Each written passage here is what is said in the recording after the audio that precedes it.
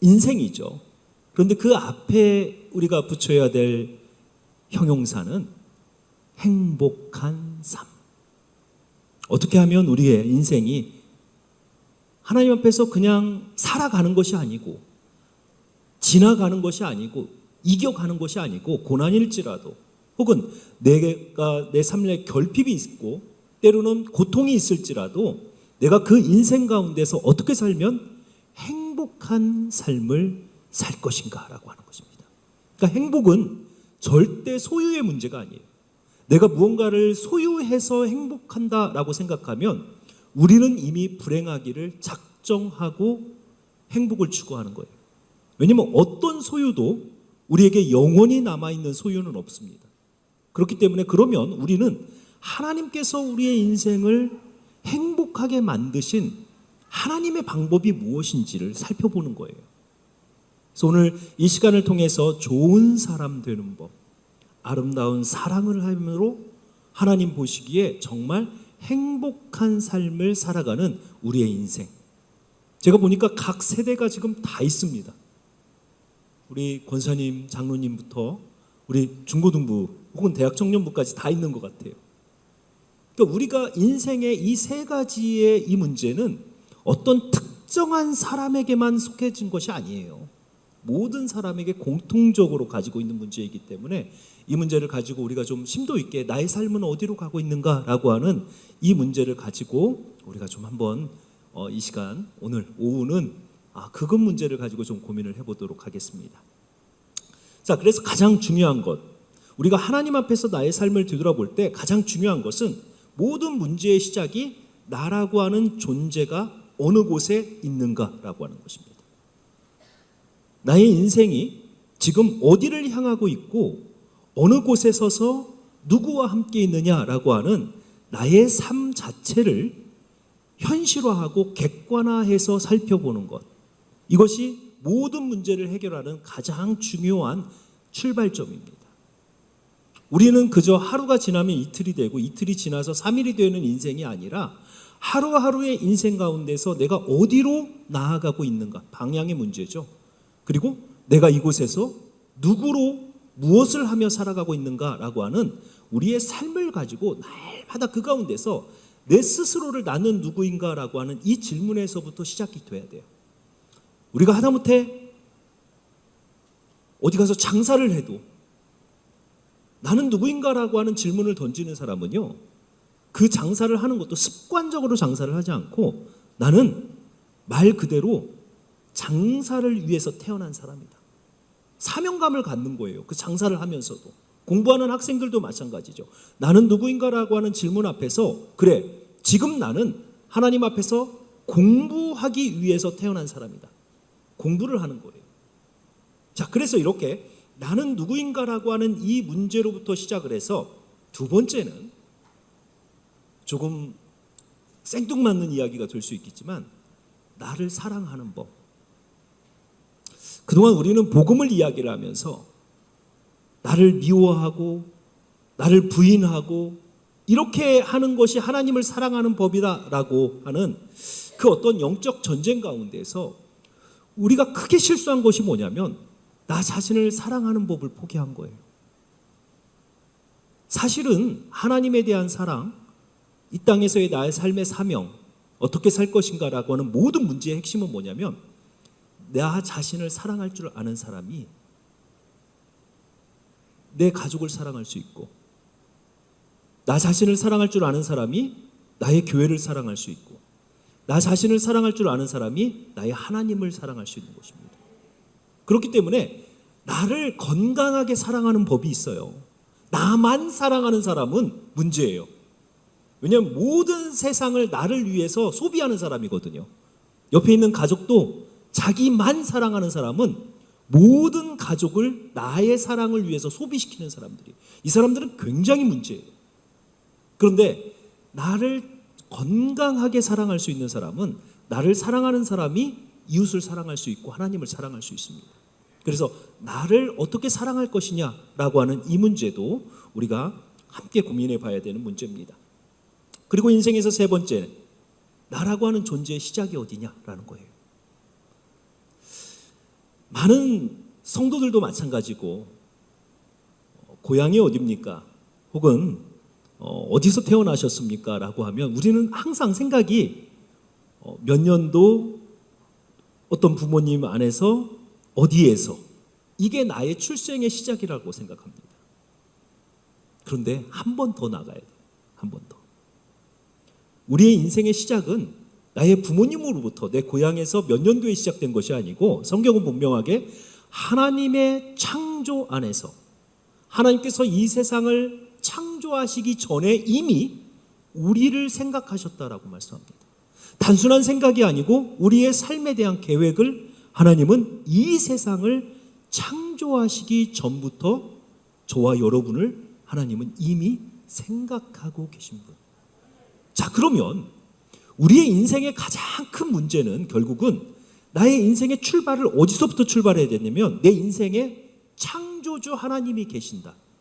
내 인생을 시작하시고 만드시고 주권적으로 인도해 오시는 창조주 하나님이 나의 인생의 첫걸음에 창조주 하나님이 계신다라고 하는 고백에서부터 우리의 삶의 문제는 그곳에서부터 시작돼야 됩니다. 여러분, 성경에서 욥기와 같은 책을 보면 욥이라고 하는 저자가 그 주인공이 모든 걸 다 잃습니다. 자식, 친구, 건강, 재물, 명예 다 잃어요. 그리고 그 가운데서 그가 심각하게 자기의 삶의 문제를 놓고 고민합니다. 그런데 그가 가지고 있는 어떤 신학과 경험과 무엇을 가지고도 왜 자기가 고난당했는지를 깨닫지 못해요. 그런데 그 인생의 문제가 욥기를 보면 어디서부터 해결이 되냐면 38장에 창조주 하나님께서 욥 앞에 나타나셔서 욥에게 70번 이상 질문을 합니다.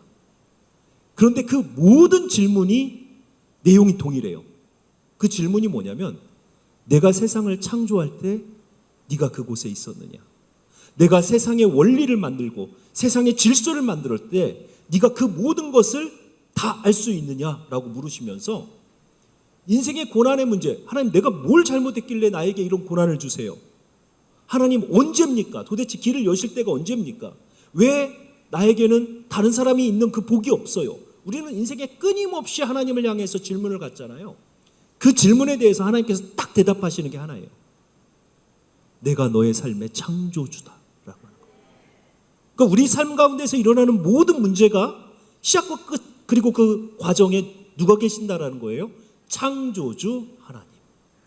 이게 우리의 인생을 고난이 됐건 행복이 됐건 가장 성공적으로 살아갈 수 있는 가장 중요한 원리가 뭐냐면 사람을 보고 환경을 보는 것이 아니고 눈을 들어 내 삶의 첫 시작을 만드신 창조주 하나님을 바라볼 수 있는 사람이 인생을 성공하는 사람이에요. 전도서 보니까 전도서 저자는 욥과는 다르게 모든 걸 다 누리고 모든 걸 다 소유했던 사람입니다. 우리가 솔로몬이라고 생각하는 그 사람은 나라도 사람도 명예도 재물도 모든 걸 다 소유했던 사람이에요. 그런데 그가 그의 인생을 뒤돌아보면서 뭐라고 이야기합니까? 헛되고 헛되며 헛되고 헛되니 모든 것이 헛되도다. 나의 인생의 수고가 마치 손으로 바람을 잡으려는 것과 같이 아무런 소득이 없었다라고 고백합니다. 그렇게 성공한 사람이에요. 자기 인생을 뒤돌아보면서 내 손에 남겨진 것이 아무것도 없구나라고 이야기를 해요. 그리고 나서 12장 1절에 뭐라고 그의 인생의 마지막으로 그 후손들에게 자기 인생을 놓고 마지막 그 후손들에게 하는 자기 인생을 뒤돌아보면서 하는 후회와 가르침이 뭐냐면 그러므로 네가 젊었을 때부터 너의 창조주를 기억하라.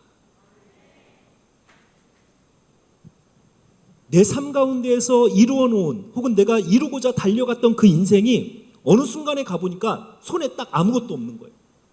그러면 그 인생을 가장 행복하게 살아가는 법이요. 인생의 매 순간마다 뭘 기억하는 거예요? 내 삶에 창조주 하나님이 계시다. 시편의 저자가 온갖 적들로부터 온갖 어려움으로부터 그의 인생의 그 핵 중앙에 고통의 중앙에 있을 때 그가 결국 고백한 것이 내가 눈을 들어 하늘을 보고 천지를 지으신 그 하나님을 바라본다라고 이야기하면서 자기가 감당할 수 없고 자기 능력으로 해결할 수 없는 그 고난 가운데서 유일한 해결책은 눈을 들어 하늘을 보고 하늘과 땅을 만드신 하나님을 내 삶 가운데서 고백하는 것.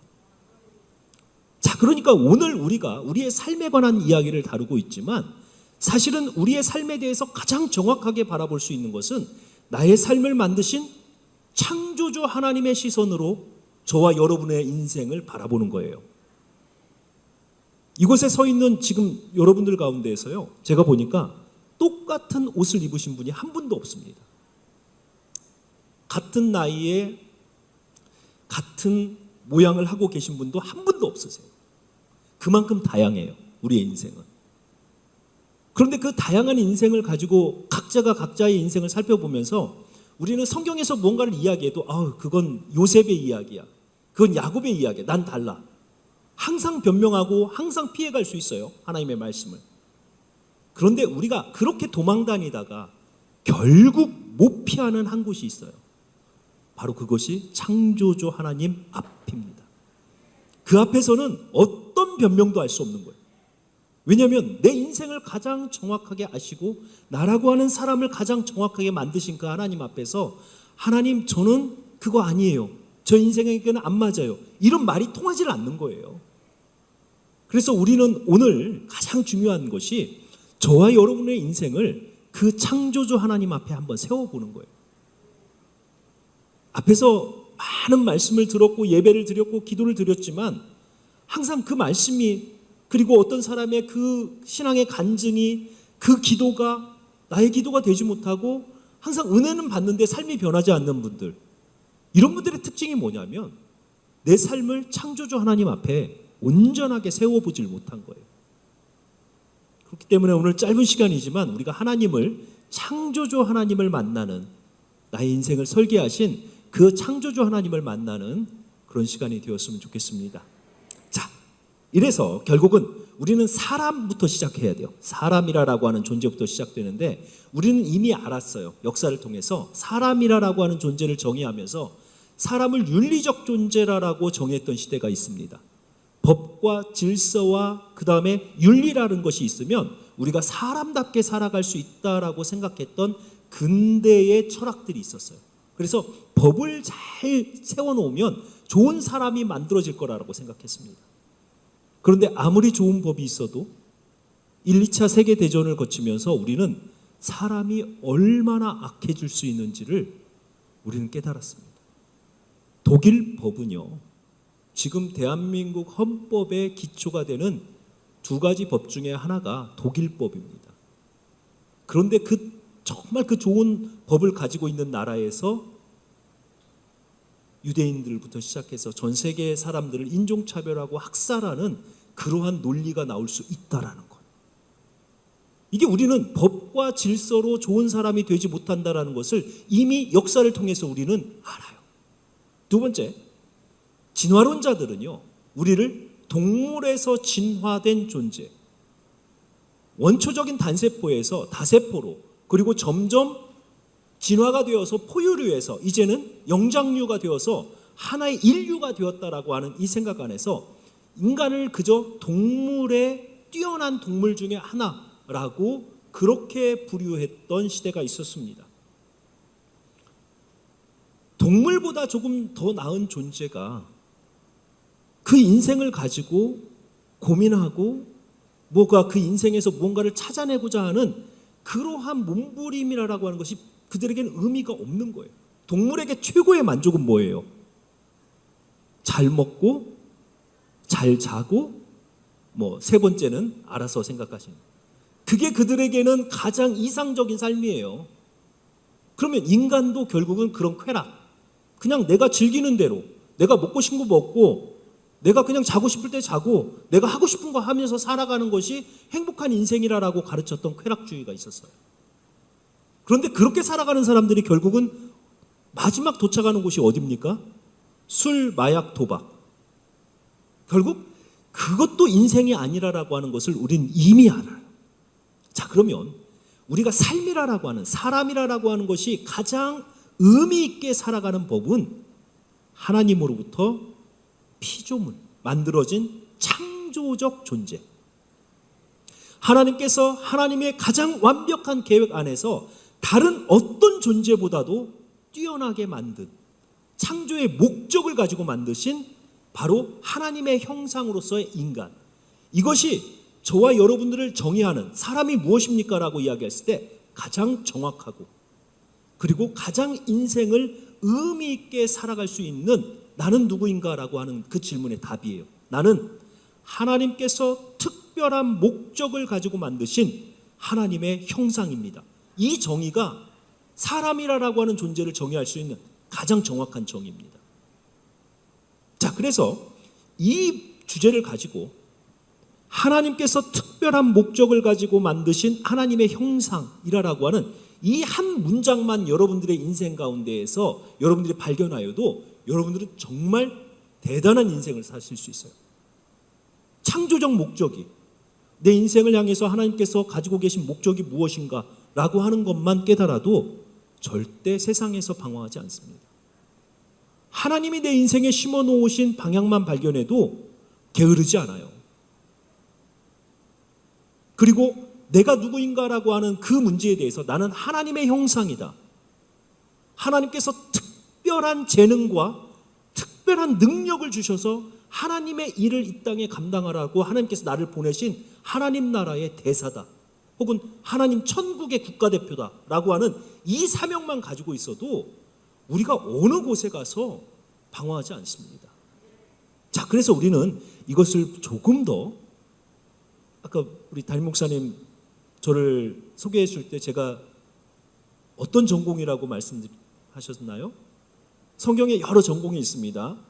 자, 구약, 신약, 조직신학, 역사신학, 실천신학, 신학에는 이렇게 크게 5개가 있어요. 자, 찍어보세요. 제가 전공이 뭐라고 말씀하셨나요? 구약성경입니다. 구약성경 가운데서도 잠언 지혜서가 제 전공이에요. 그러니까 여러분들에게 오늘 구약성경에 나타나는 그 하나님께서 처음 세상을 만드셨을 때 하나님이 만드신 세상 그리고 그 안에 있는 사람이라고 하는 이야기를 설명을 해드리기 위해서 제가 여러분들 앞에 조금 잘난 체를 하면서 히브리어를 좀 여러분의 몇 개만 소개해드리겠습니다. 근데 이 단어가 중요한 게 한글 성경이 참 좋은 하나님의 말씀인데 히브리어라고 하는 원문을 잘 담지 못합니다. 이건 이제 언어적 특성 때문에 그래요. 히브리어는 언어적 특성이 뭐냐면 단어 하나에 뜻이 여러 개예요. 그런데 한글 성경으로 이걸 번역을 할 때는 만약에 뜻이 10개라면 그 중에 하나를 선택해서 번역을 해야 되는 거예요. 그렇기 때문에 우리는 그 단어 하나만 읽고 이 단어는 이 뜻인가 보다라고 하는데 사실은 이 단어가 5개 뜻이 있는 거예요.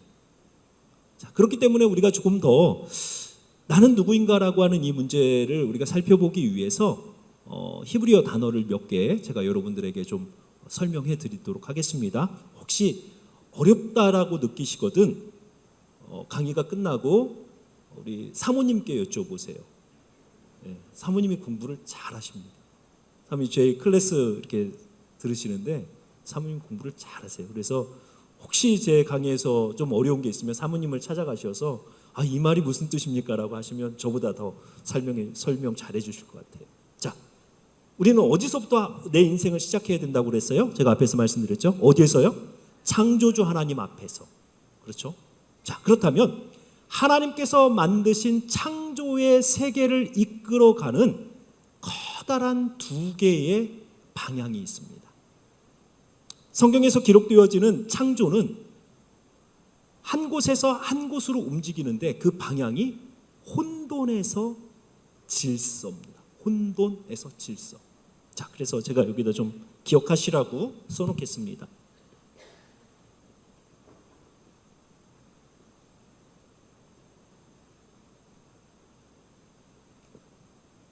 자, 그래서 하나님께서 세상을 만드시고 혹은 하나님께서 나의 인생의 일을 시작하시면 흔적이 뭐가 남냐면 아주 어지러웠던 곳, 그리고 어떤 면에서 보면 형체도 없고 모양도 없고 의미도 없는 공간과 시간이 점점 의미 있는 시간으로, 의미 있는 사람으로, 의미 있는 관계로 질서 있게 변해가는 것이 하나님의 창조의 특징입니다.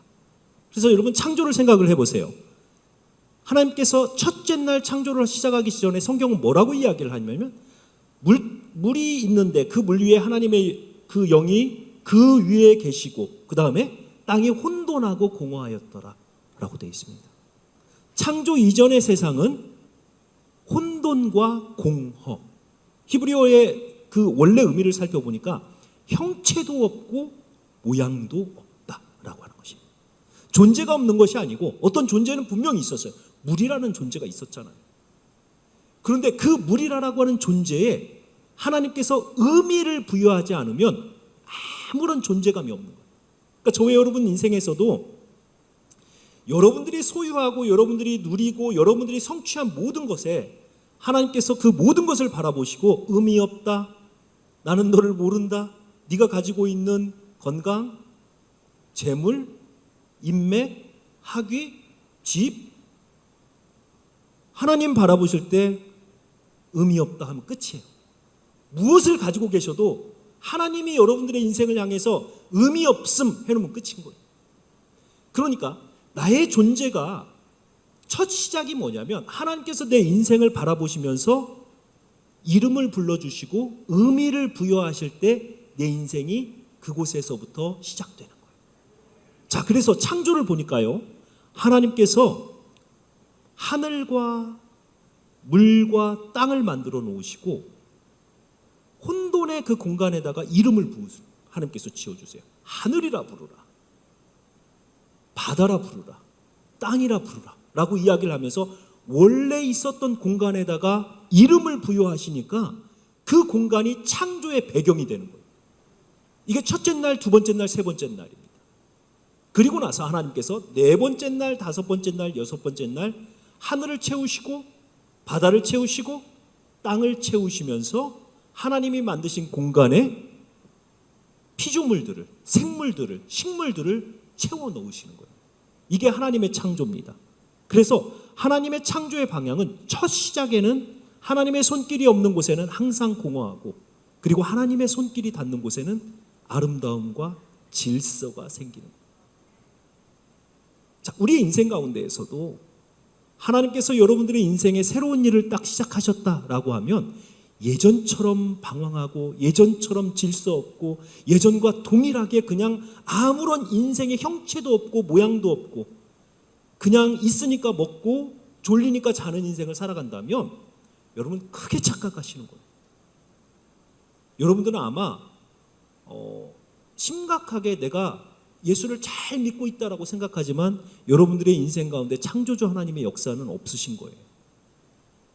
그래서 하나님께서 만지시는 인생, 하나님께서 무언가 시작하신 인생에는 이전에 의미 없던 공간이 의미 있는 공간으로 변하는 거예요. 여러분들에게 정말 아무런 그 어떤 의미도 주지 못하고 기쁨도 주지 못했던 사람이 굉장히 귀한 사람으로 여겨지는 거예요. 여러분들이 들어가면 다툼과 분열과 아픔이 있었던 그곳이 조금씩 치유가 되어지고 모양이 잡혀져 가는, 이것이 바로 하나님의 창조가 시작된 사람의 인생의 특징입니다. 그래서 여러분 인생 한번 뒤돌아보세요. 뒤돌아보시고 내가 하나님의 사람인가라고 하는 것을 딱 결정하는 한 가지 딱 하나의 중요한 테스트는 있어요. 코로나 걸리면 요즘 자가진단 테스트 하잖아요. 여러분 인생을 뒤돌아보면서 내가 하나님의 사람인가라고 하는 그것을 테스트할 수 있는 딱 한 가지 가장 빠른 테스트가 뭐냐면, 지금까지 여러분들의 인생을 뒤돌아보면서 그것이 고난이 되었건 기회가 되었건 그 고난과 기회 가운데 하나님께서 나의 인생을 오늘까지 그것들을 사용하셔서 나를 이곳까지 인도하셨다라고 고백할 수 있으면 여러분들은 하나님의 사람입니다. 그런데 인생을 뒤돌아보니까 그때 내가 운이 좋았지, 그때 내가 얼마나 열심히 살았는데, 그때 다행이야, 그 불운을 피해가다니, 여전히 여러분들의 인생을 살아가면서 하나님의 손길은 하나도 느껴지지 않고 우연이나 혹은 행운이나 불행이나 이렇게만 느껴진다면, 그때 찰나로 내가 피한 거야, 뭐 이렇게만 느껴진다면 여러분 아직 하나님의 사람 아니에요. 창조주 하나님의 손길이 닿으면 항상 우리는 그 하나님을 기억하면서 내 인생을 뒤돌아보면서 그때 그곳에서 만난 그 사람, 그 사건이 그때는 아픔이었고 고통이었고 나에게 실패였는데 지금 뒤돌아보니까 하나님께서 그걸 사용하셔서 오늘 나를 이렇게 만드셨구나 라고 하는 고백이 나오는 거예요. 자, 그래서 우리는 이 창조주 하나님을 우리의 인생에서 만나면서 내 삶 가운데 질서를 잡아주시는 하나님 없을 때 그렇게 혼돈하고 공허하고 아무런 의미 없고 미웠던 사람, 그 사람이 하나님을 만나고 나니까 소중해 보이고 그 의미 없는 공간, 그렇게 들어가고 싶지 않았던 가정, 그렇게 혐오스러웠던 사람, 그 모든 사람들이 내가 하나님을 만난 다음에 하나님의 나에게 주신 사명지로, 하나님이 전도하라고 주신 하나님의 사람으로 이렇게 느껴지는 그런 것들이 결국 하나님의 창조가 여전히 우리의 삶 가운데서 역사하시는 증거입니다. 첫 창조에도 하나님은 그렇게 만드셨어요. 우리가 하나님을 믿으면서 저와 여러분이 안심할 수 있는 한 가지가 있어요. 그게 뭐냐면 하나님은 신실하시다라는 거예요. 변함없으신 하나님.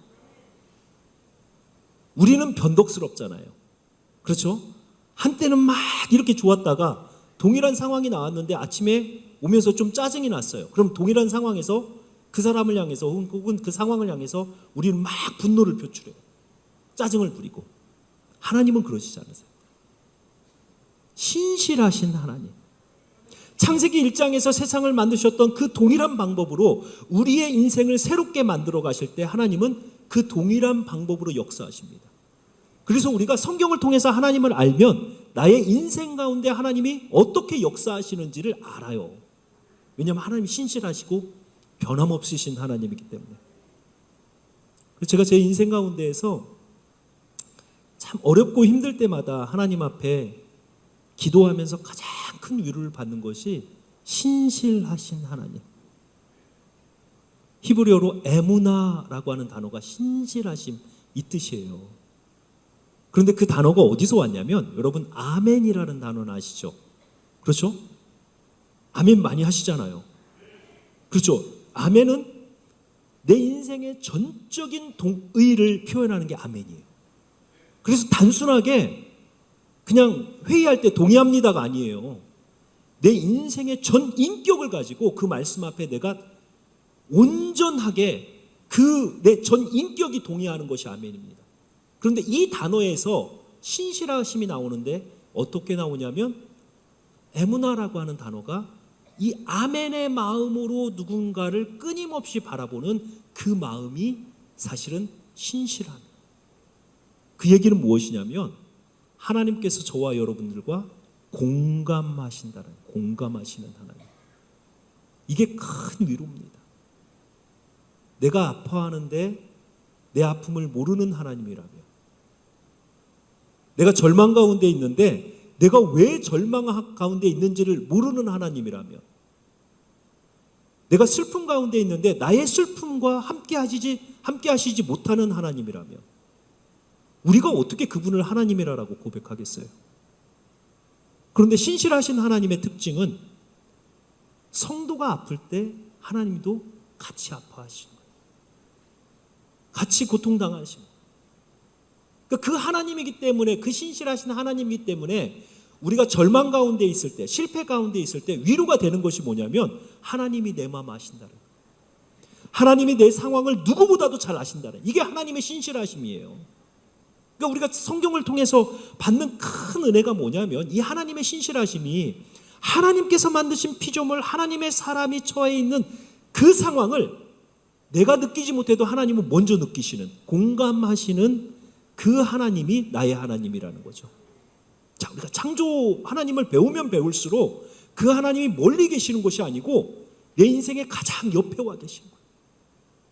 그래서 그 하나님을 만나고 그 하나님을 알면 알수록 우리가 고난과 절망과 때로는 고통 가운데에서 좌절하는 것이 아니고 오히려 성도가 고난당할 때 하나님은 그 성도의 인생에 가장 가까이 다가와 오십니다. 우리가 성경에 보면 인자하신 하나님, 헤세드라고 하는 단어는 들어보셨을 거예요. 하나님의 인자와 자비가 성경에서, 그 단어가 성경의 헤세드거든요. 그 단어가 무슨 뜻이냐면 부모가 자녀를 바라보는 마음이 헤세드입니다. 그러니까 여러분, 자녀들이 이렇게 보면 그냥 봐도 예쁘지 않아요? 그냥 자녀들을 자는 모습을 보거나 이렇게 보면 미운 말 해도 막 그냥 그래 내 자식이니까 하고 그 마음이에요. 그 마음. 그런데 여러분 한번 생각해 보세요. 내 자식이 아무런 이유 없이 고난당해요. 내 자식이 갑자기 아파서 질병에 걸렸어요. 내 자식이 큰 절망에 빠졌어요. 그러면 여러분, 다른 자식들, 건강한 자식들, 잘 살고 있는 자식들, 그런 자식보다 아픈 자식, 연약한 자식, 고난당하고 있는 자식을 바라볼 때 우리의 마음이 훨씬 더 그 자식을 향해요. 헤세드가 그거예요. 저와 여러분이 우리의 인생 가운데에서 절망하고 고난당하고 때로는 하나님의 이름을 위해서 핍박받을 때 우리에게 위로가 되는 건 그 공감하시는 하나님, 신실하신 하나님께서 우리의 인생에 가장 가까이, 그때 성도가 고난당할 때 하나님은 그 성도의 인생을 가장 애처롭게 바라보시고 그 성도의 인생에 가장 가까이 다가와 계신다라는 거예요. 이 하나님이 우리의 창조주 하나님입니다. 그래서 우리가 오늘 이 창조주 하나님께서 만드신 세상 안에서 창조의 원리를 발견하고 그 가운데 나라고 하는 원리를 발견한다면 우리에게 앞으로 닥칠 고난과 절망과 때로는 성공이라는 것 앞에서 우리는 절망에서 쓰러질 때보다 성공 앞에 실패할 때가 훨씬 많습니다. 그 이유는 성공 앞에다가 자꾸 나의 이름을 넣는 거예요. 내가 열심히 해서 나의 명철함으로, 나의 지식으로, 나의 수고로, 그러면 가장 빠르게 멸망하는 길이 되는 겁니다. 그러니까 우리가 성공에 있든지 아니면 실패에 있든지 창조주 하나님을 그곳에서 만나면 성공의 순간에 교만하지 않고 겸손할 수 있고 실패의 순간에 좌절하지 않고 그 가운데서 위로를 받고 다시 일어날 수, 회복할 수 있는 것입니다. 자, 그 창조주 하나님의 창조의 원리가 바로 혼돈에서 질서로 나아가는 하나님. 그리고 그 질서가 한 사람의 인생 가운데 혹은 이 세상 가운데 그 질서가 자리를 잡아갈 때 하나님께서 하신 말씀이 첫째 날이 마칠 때 하나님께서 뭐라고 합니까? 보시기에 좋았더라. 토부입니다. 이게 토부. 좋은 사람, 제가 말씀드렸을 때 하나님께서 보시기에 좋은 사람, 하나님께서 보시기에 좋은 세상, 하나님께서 보시기에 좋은 가정, 하나님께서 보시기에 좋은 교회, 이것이 우리의 인생의 목표가 되어야 돼요. 왜냐하면 하나님께서 그렇게 세상을 만드시고 하나님이 보시기에 좋으셨더라라고 말씀하셨기 때문에. 자, 그러니까 우리의 어떤 그 창조의 질서에서 보면 하나님의 그 좋으심이 자리를 잡아가는 모습이 결국은 아름다움이거든요. 그렇게 세상은 하루, 이틀, 3일, 4일 지나면서 세상은 하나님 보시기에 좋은 세상으로 혼돈에서 질서로 나아갔습니다. 그래서 지금 우리가 살아가고 있는 이 세상을 만드실 때 하나님께서 하나님의 속성 가운데에서 질서의 하나님, 그렇죠? 물이 높은 곳에서 낮은 곳으로 흘러가는 것, 그리고 바람이 부는 것, 해가 뜨고 달이 뜨는 것, 시간이 변하고 계절이 바뀌는 것, 모든 것이 다 하나님의 질서 안에서 나오고 이것을 우리는 뭐라고 부르냐면 창조 질서라고 부릅니다. 그러니까 저와 여러분이 지금 이렇게 살아갈 수 있는 이유가 뭐냐면 중력부터 시작을 해서 이 땅, 자연, 모든 것들이 하나님의 창조 질서에 붙들려 있기 때문에 이 세상이 이렇게 안정적으로 좋은 세상으로 살아갈 수 있는 거예요. 여기는 없네요. 교회 가면 높은 그 등 같은 것이 달려 있어요. 때로는 높은 스피커 같은 것이 달려 있습니다. 그런데 성도들이요, 그 스피커 밑에 앉아요. 천장에서 높은 스피커가 있는데 그 스피커 밑에 앉아요. 어떤 믿음으로 앉아요? 그거 떨어지면 뭐 그냥 이 세상 분이 아닐 가능성이 크거든요. 그런데 어떤 믿음으로 그 자리에 앉습니까? 잘 붙어 있을 거라는 믿음. 그렇잖아요.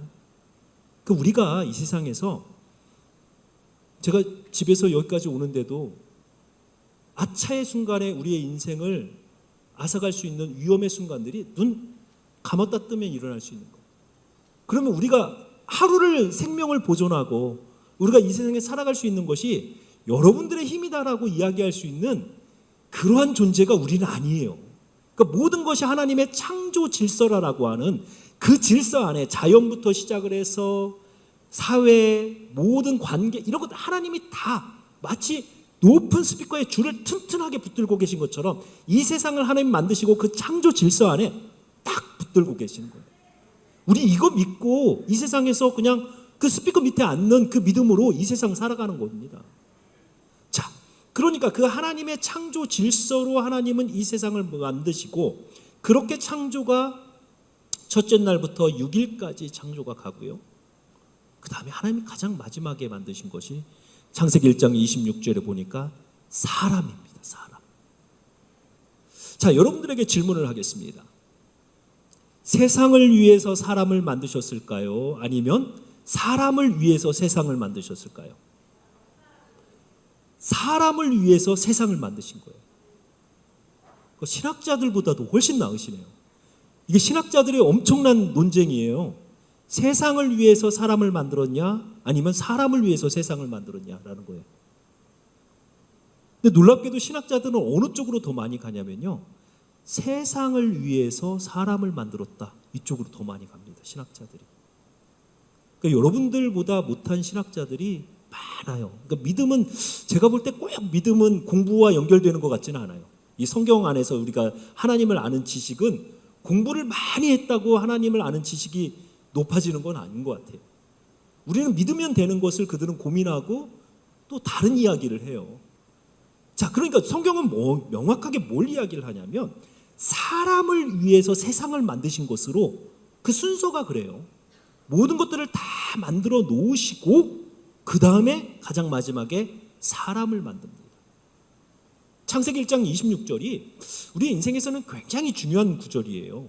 하나님께서 세상을 다 만들어 놓으시고 자 이제 우리가 만들어 놓은 세상을 사람을 만들어서 그런데 그 사람 앞에 사람을 만드는 과정을 우리의 형상과 우리의 모양을 따라 사람을 만들고 그들로 하여금 하늘에 있는 것이나 물속에 있는 것이나 땅에 있는 모든 것들을 다스리게 하자.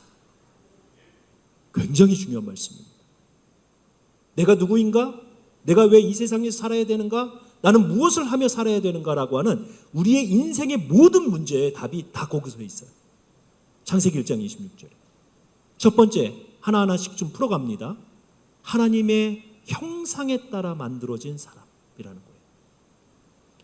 우리가 하나님의 형상이라고 이야기를 하면 우리는 뭔가 하나님으로부터 내가 뭔가를 하나님과 비슷하다 혹은 하나님으로부터 뭔가를 물려받았다 이런 느낌이 큰데요. 성경에 보면 이 하나님의 형상이라고 하는 단어는 사실은 대표자입니다. 대표자. 하나님을 대표해서 일을 하는 사람, 대사 이런 거죠. 국가를 대표해서 축구 경기에 나가면 우리는 뭐라고 불러요? 국가대표 이렇게 부르잖아요. 손흥민이 골을 넣으면 여러분 왜 그렇게 좋아하세요? 여러분 자식도 아니고 뭐 아무런 손흥민 얼굴 못 보신 실물 못 보신 분도 많으시잖아요. 근데 왜 이렇게 우리는 좋아해요? 국가대표니까. 그 선수가 골을 넣으면 내가 속해 있는 이 국가를 대표해서 골을 넣는 거예요. 개인이 넣는 것이 아니고 사람이 그래요. 하나님께서 세상을 만들어 놓으시고 사람을 하나님의 형상이라고 하는 이 단어 히브리어 짤람이라고 하는 단어가 대표자라는 뜻이에요. 대표자. 하나님을 대신해서 하나님의 일을 하는 사람. 이게 하나님의 형상입니다. 자, 그러니까 여러분들 내가 왜 삽니까? 라고 물어보면 명확한 답이 있어야 돼요. 여러분 왜 사십니까? 하나님의 일을 하기 위해 사십니다. 자, 그러면 여러분들이 하시는 하나님의 일은 뭘까요? 뭐 선교 나가야 되고 목사가 돼야 되나? 신학교 지금 오라고 하시나? 뭐 여러분 그렇게 하나님의 일을 하면 우리는 무언가 그렇게 그런 일들 생각하잖아요. 그런데 지금 여러분들이 하시는 모든 일이 다 하나님의 일입니다. 가정을 돌보고 자녀를 돌보고 가정을 위해서 아버지들이 직장에 가서 일을 하고 여러분들이 하다못해 길거리를 가다가 휴지 하나 줍는 것도 다 하나님의 일이에요.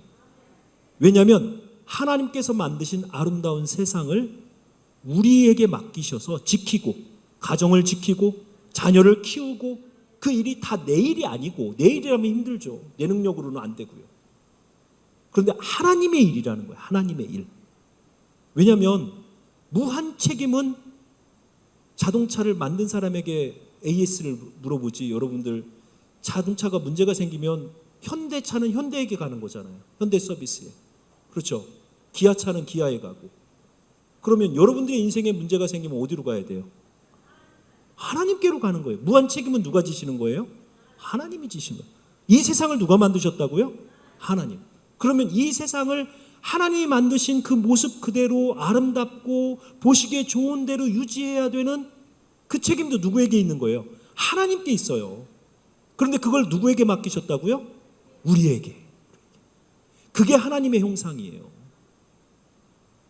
그러니까 지금 우리 학생들도 마찬가지고 가정에서 직장에서 혹은 어떠한 사역의 현장에서 여러분들이 계시더라도 그 일 가운데 하찮은 일은 아무것도 없습니다.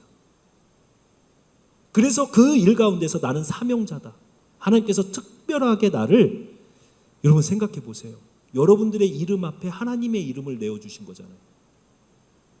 하나님의 자녀 누구 이렇게 부르시잖아요.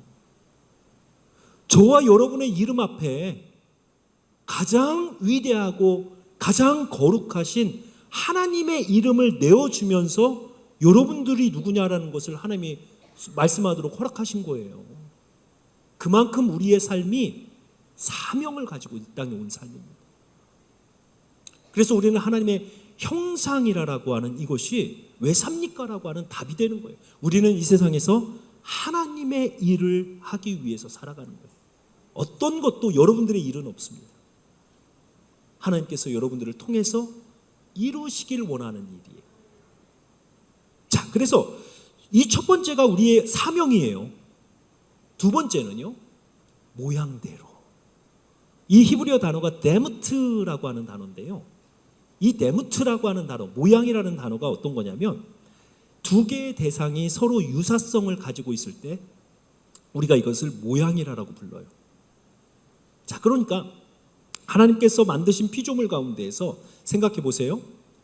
유일하게 하나님으로부터 직접 무언가가 전달되어진, 그래서 만들어진 피조물. 다른 짐승이나 해와 달과 별과 어떤 것도 하나님께서 하나님의 무언가를 나눠주시거나 하나님으로부터 무언가가 직접 전달되어서 만들어진 것은 없습니다.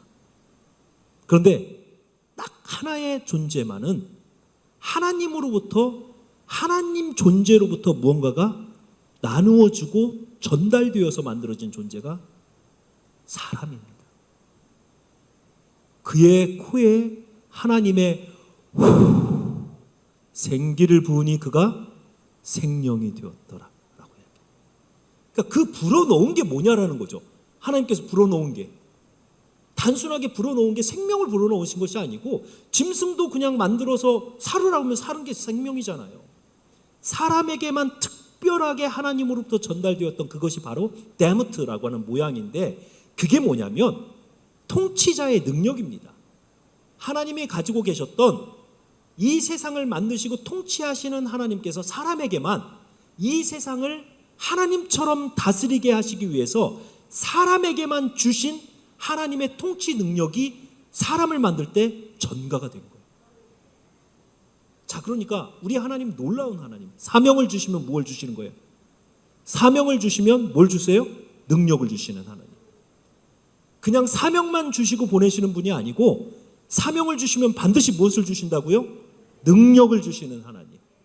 우리를 하나님의 형상으로 만드시고 그 다음에 하나님께서 그 형상이 하나님의 일을 대신해서 제일 마지막에 1장 26절에 그들로 하여금 다스리게 하자. 단순한 다스림이 아니고 라다라고 하는 히브리어 단어인데요, 신적 통치, 하나님의 통치를 사람으로 하여금 하도록 하자라는 것입니다. 놀라운 하나님의 비밀이 여기 있습니다. 하나님께서 사람의 형상을 만드시고 그 다음에 하나님의 능력을 나누어 주셔서 이 세상을 통치하도록 만드신 하나님. 우리의 삶에도 동일하게 적용됩니다. 여러분들을 아버지로, 어머니로, 교회 집사님, 권사님, 장로님, 사역자, 섬김의 자리로 하나님께서 부르실 때 여러분들 그냥 혼자 가서 네 능력으로 해봐가 아니고 부르심의 자리에 적합한 그 능력을 하나님은 반드시 주시는 거예요. 그러니까 어떤 일을 맡기시면 두려워하지 마십시오. 어떤 일이 여러분들의 사명 가운데서 할 수 있는 일보다 더 큰 일이 주어지면 여러분 그때 감사하셔야 돼요. 왜냐하면 여러분들이 없는 능력을 하나님께서 더 주시겠다라고 일을 주시면 일을 감당할 수 있는 능력을 주시는 거예요. 근데 많은 사람들이 때가 되면 뭐라고 이야기합니까? 목사님, 저는 그거 못해요. 저는 진짜 그런 거 해본 적이 없고요. 저한테 그런 일 맡기지 마시고 저는 그냥 부엌에서 혹은 제 앞에서 주차 관리나 할게요. 아니에요. 안 해보셨으니까 맡기는 거예요. 능력 주시려고. 그러니까 여러분, 교회 안에서 혹은 여러분들의 가정에서 새로운 일이 주어지면 놀라지 말라, 두려워 말라. 하나님께서 함께 하시고 능력 주시기 위해서 주시는 사명입니다.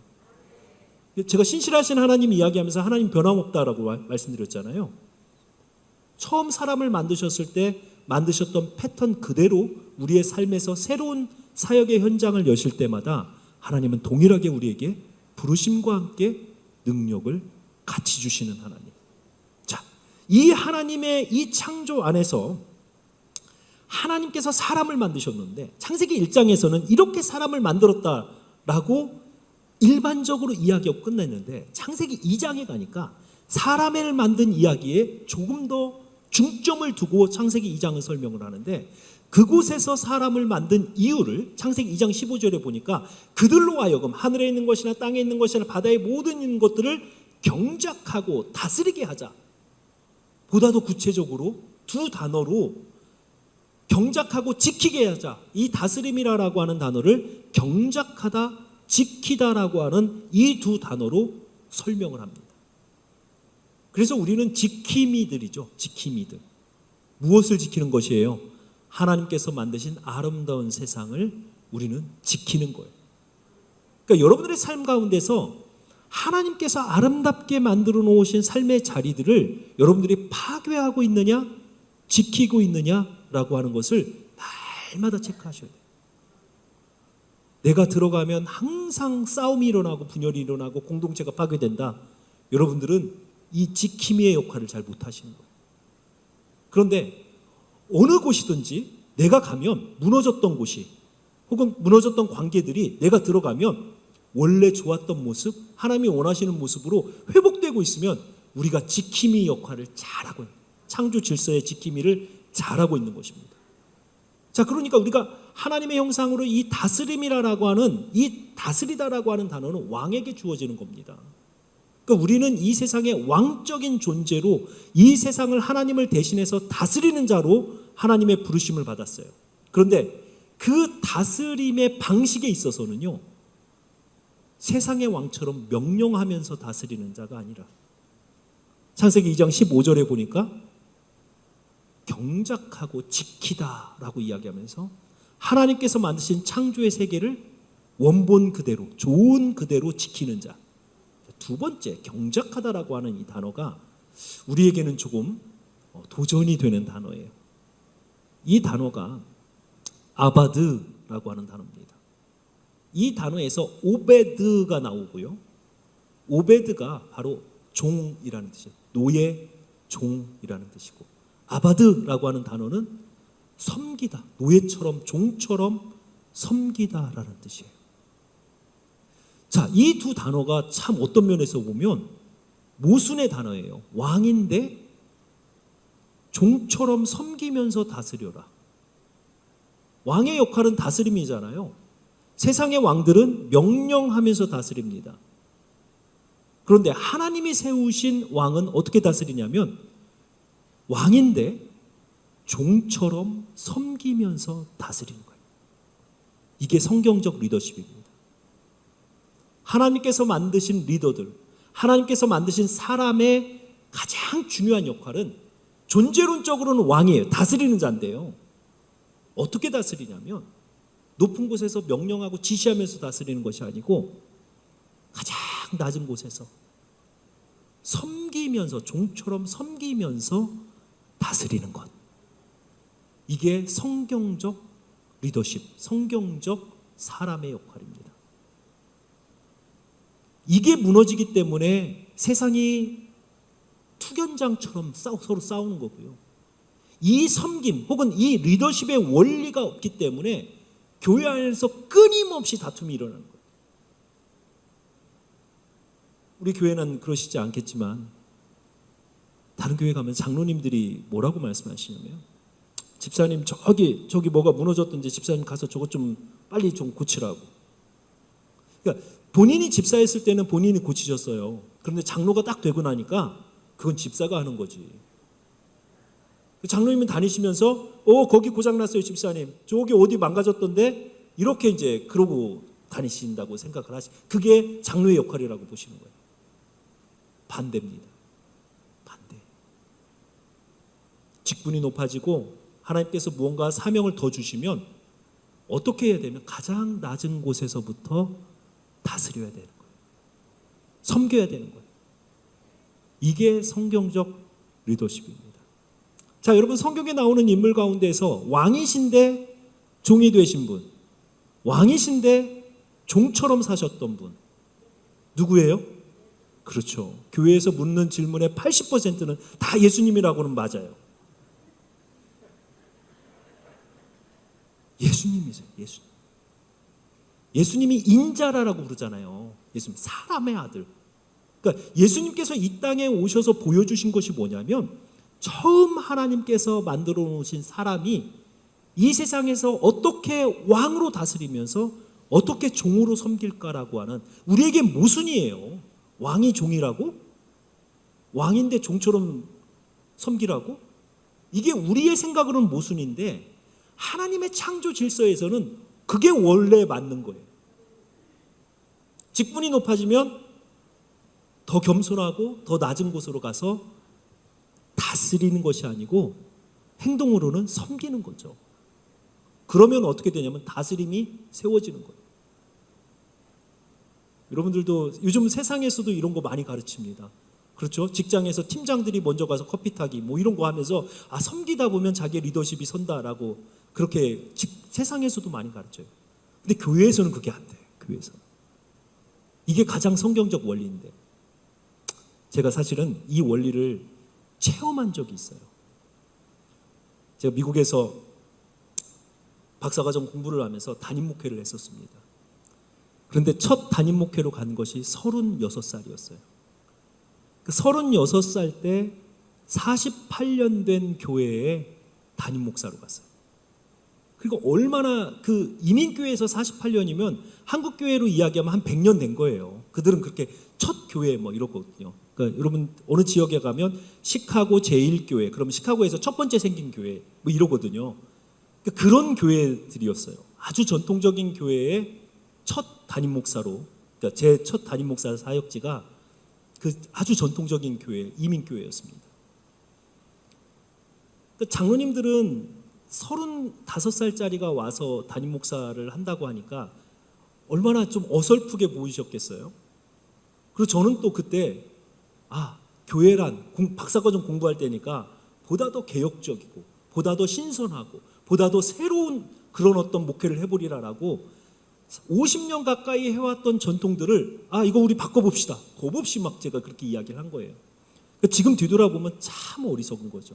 제가 지금 뒤돌아보면 그때 섬겼던 교인들을 만나면요, 제가 꼭 식사 대접을 합니다. 죄송하다고. 그러니까 목사도 이렇게 성장하는 거예요. 막 완벽한 목사가 오는 게 아니고 목사도 진짜 거기 가서 그 교회 안에서 배우고 성장하는 겁니다. 근데 주일 예배, 이제 오전 예배가 있고 오후 예배가 있고 그다음에 저녁 예배가 있었어요. 그러니까 교인들이 힘든데 아침부터 저녁까지 교회에 계속 계시는 거예요. 제가 안타까운 마음이 있어서 주일 저녁 예배를 가정 예배로 대체합시다. 장로님들께. 그래서 가정 예배를 드릴 수 있는 안내서를 작성해 드리고 주일 저녁은 가정에 가서 아버지가 인도하는 가정 예배로 대체합시다. 그런데 그게 문제가 돼서 담임 목사 해임안이 당회에 올라가서 이제 그 전체 공동회의를 이제 이 목사를 장로님들은 이제 안 되겠다. 우리 교회는 맞지 않는다. 저 젊은 목사는 이제 그만두게 하자 하고 교인들 앞에서 공동의회를 하는 그런 시간이 됐습니다. 그러니까 저도 거기 앉아 있었어요. 장로님들이 우리 목사님이 열심히 하시는데 우리 교회와는 좀 맞지 않는 것 같습니다. 뭐 그러면서 쫙 얘기를 하시는데 권사님 한 분이 손을 탁 들더니 제가 한 말씀 드리겠습니다 하면서 권사님이 말씀을 하시는 거예요. 우리 장로님들 가운데에서 교회 화장실 청소해 보신 분 계십니까? 그 장로님들이 아무도 저 권사님 왜 저러시나 싶은 거죠. 왜 장로가 화장실 청소를 하나 하고. 근데 그 권사님이 우리 목사님은 아침에 새벽 예배 끝나면 아무도 없을 때 매일 화장실 청소를 합니다. 제가 유학을 하면서 돈이 없으니까요. 11시에 도서관이 마치면 새벽 2시까지 그 학교 화장실 청소를 했어요. 이 미국인들은 화장실에 뭐가 떨어져 있거나 화장실이 조금만 더러우면 못 견뎌요. 그러니까 새벽에 그 2시 반에 청소를 하고 내려가면 아침 수업이 7시 반이거든요. 6시 정도 매니저한테 전화가 온 거예요. 화장실 청소 잘못됐으니까 올라와서 다시 하라고. 그러니까 청소 한 번 할 때 깔끔하게 하는 거예요. 건물을 하나 맡아서 큰 화장실 8개를 매일 닦는 거죠. 그렇게 4년을 했으니까 화장실 청소에는 나름 달인이 되겠죠. 담임 목회를 하는데 새벽 예배를 마치고 집에 갔다가 그냥 돌아오는 시간이 뭐해서 또 하던 그 버릇이 있으니까 화장실을 가보니까 이거 화장실 청소를 제대로 안 했구만 하고 이제 그때부터 변기 하나씩 붙들고 변기 광내는 법이 있습니다. 변기 광내기를 시작을 하는 거죠. 하나하나씩 잡았고. 그렇게 하다 보니까 또 재미도 있어요. 그렇게 화장실 청소를 그냥 새벽 예배 마치고 하는데 보통 이제 교인들이 다 가시고 나서 그냥 몰래 하는 거예요. 근데 권사님 한 분이 그날 이제 뭐 식사나 냉장고에다가 뭐 이렇게 야채를 사러 아침에 일찍 그 마트에 갔다가 그걸 냉장고에 넣어 오셔서 보신 거예요. 그래서 저는 그분이 보신 줄 몰랐죠.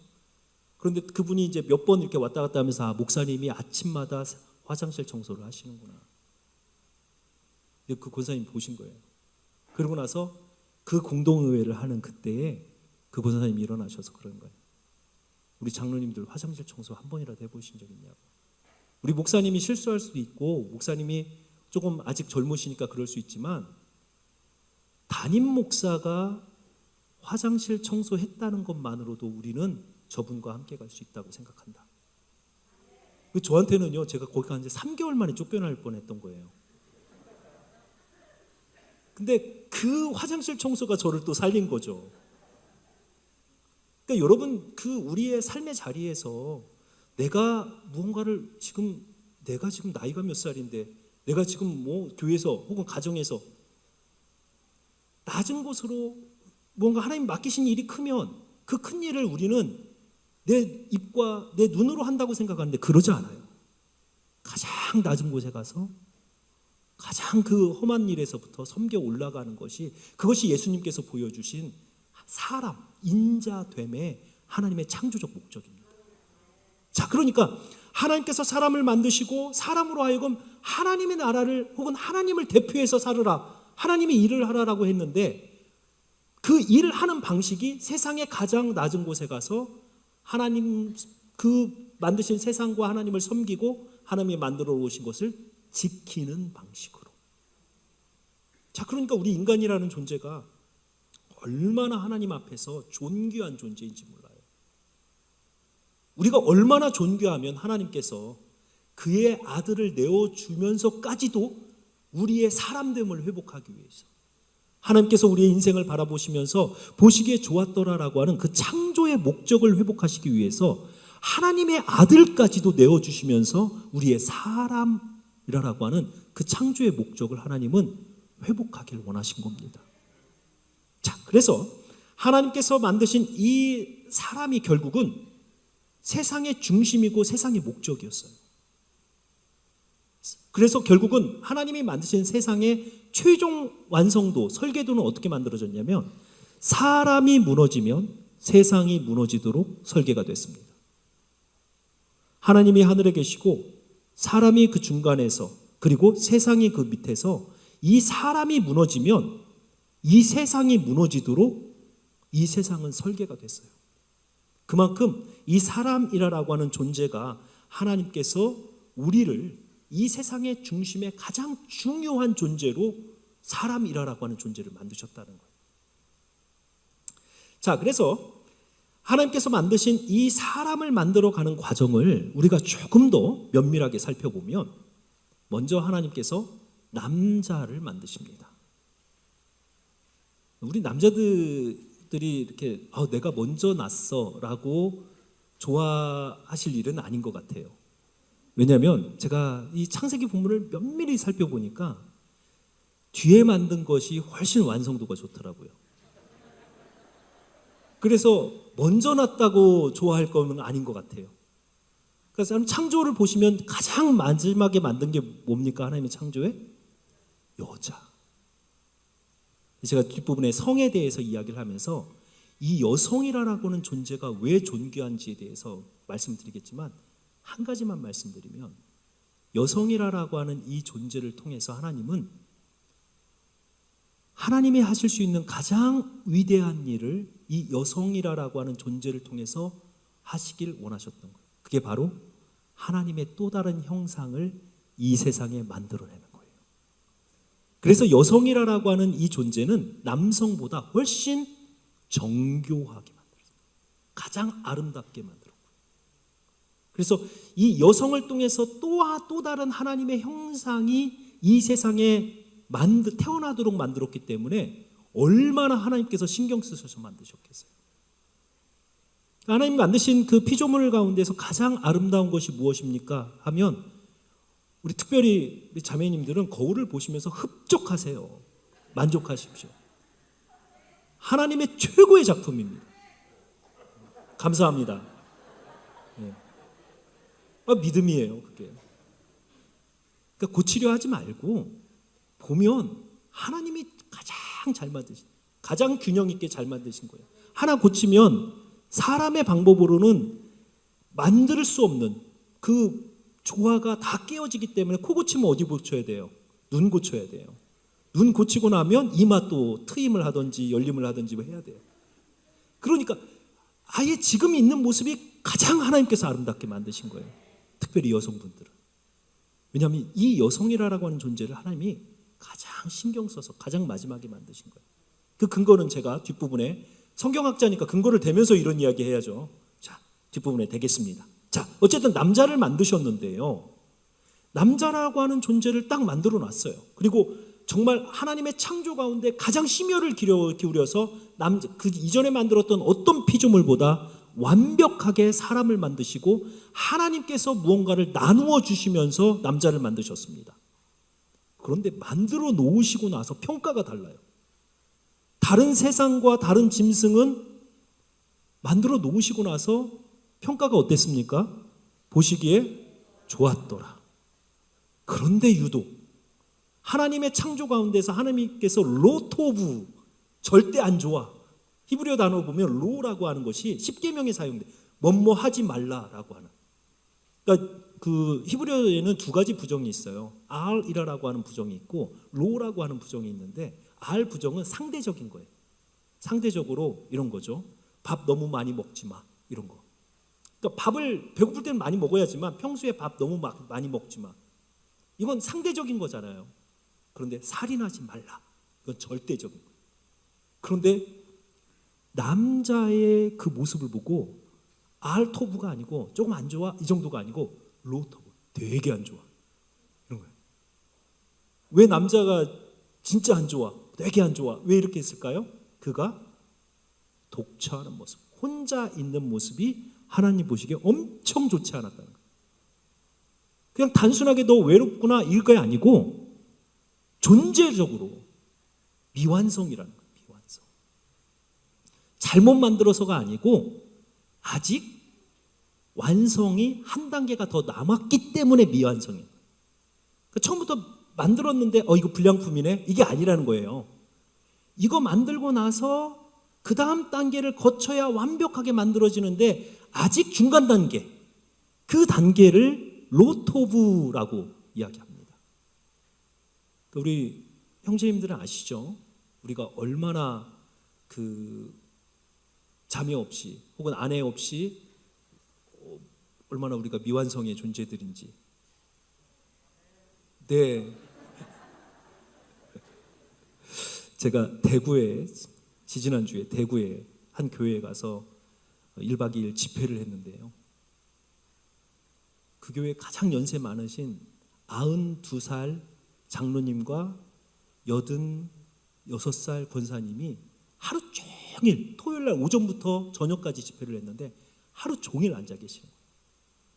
그리고 나서 그 장로님이 뭐라고 그러냐면 목사님 말씀이 다 맞아요. 다 맞아요.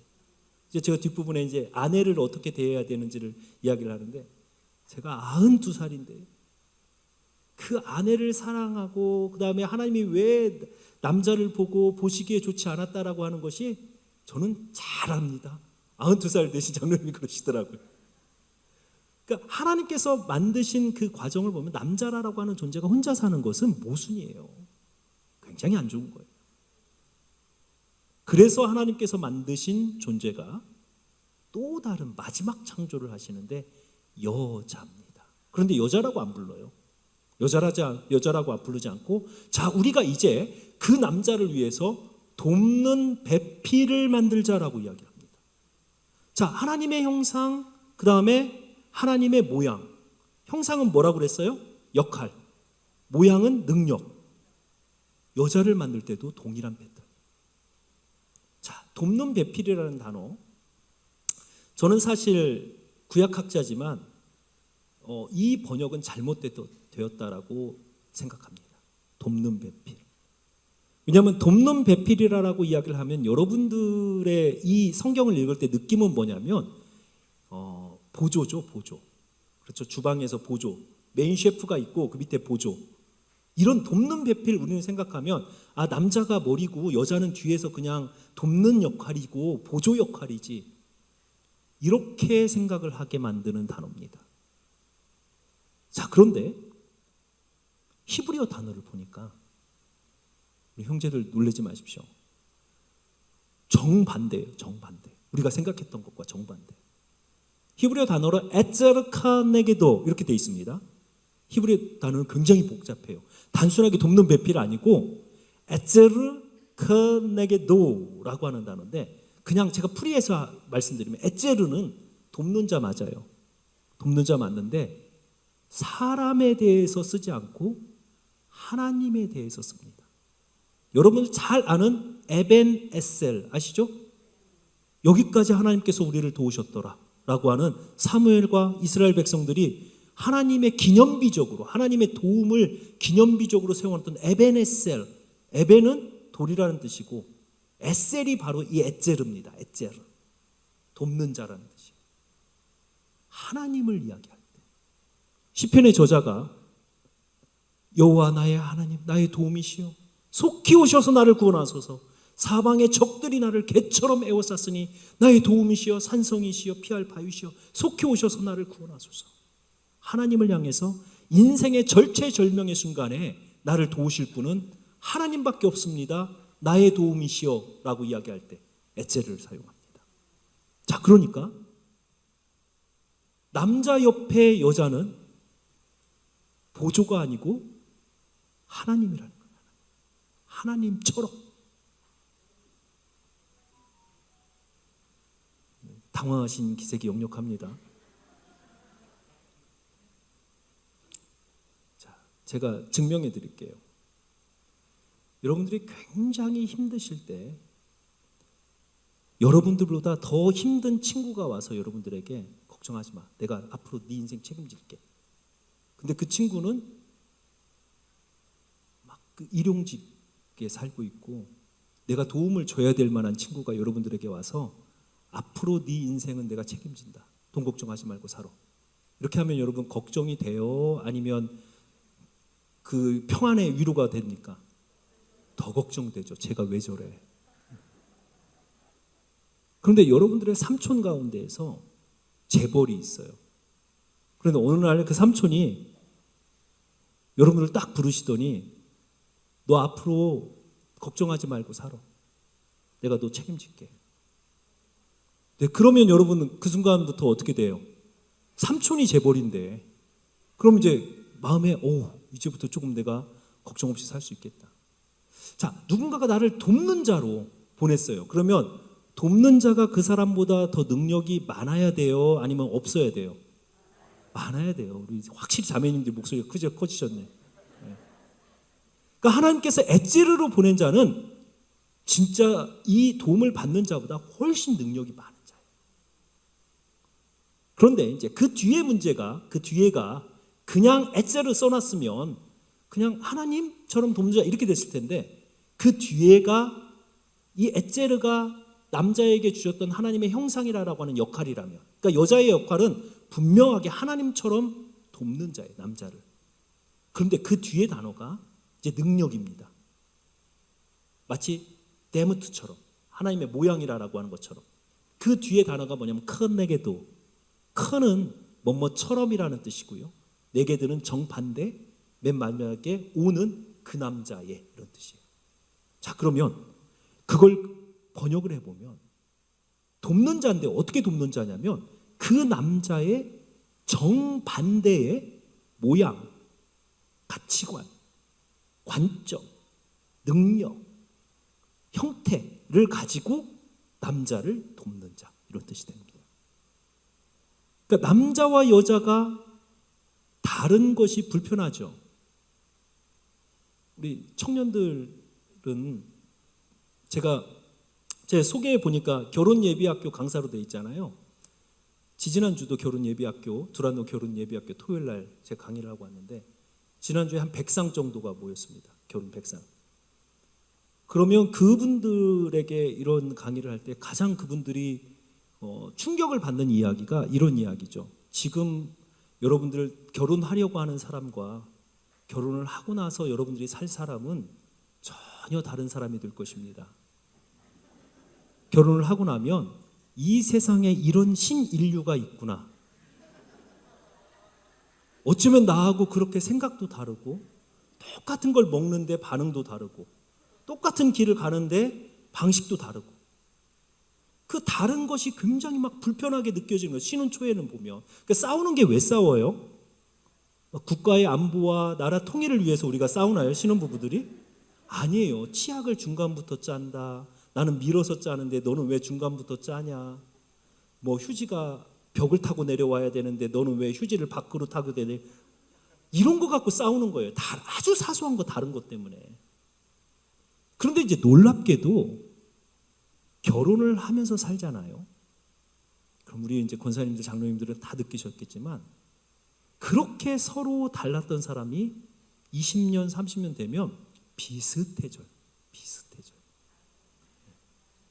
이게 하나님께서 사람을 만들어가는 과정, 결혼을 통해서.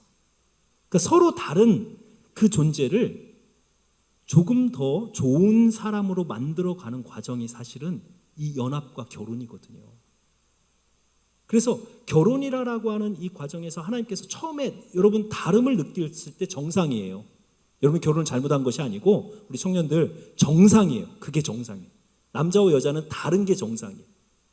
그런데 그 다름이 서로를 불편하게 만들고 어긋나게 만드는 것이 아니고 다르다라는 건 내가 없는 거예요. 내가 가지지 못했던 관점, 내가 가지고 있지 못했던 가치관, 시선 그런 것들을 가지고 있는 거예요. 그러니까 부부가 함께 산다라고 하는 것은 내가 없는 것을 가진 사람과 함께 살면서 그리고 또 혹은 그 사람이 없는 것을 내가 가지고 있을 때는 서로 이러한 것들을 나누어 주어 가는 그런 과정이 사실은 하나님이 사람 만드는 과정, 좋은 사람 만드는 과정이 결혼입니다.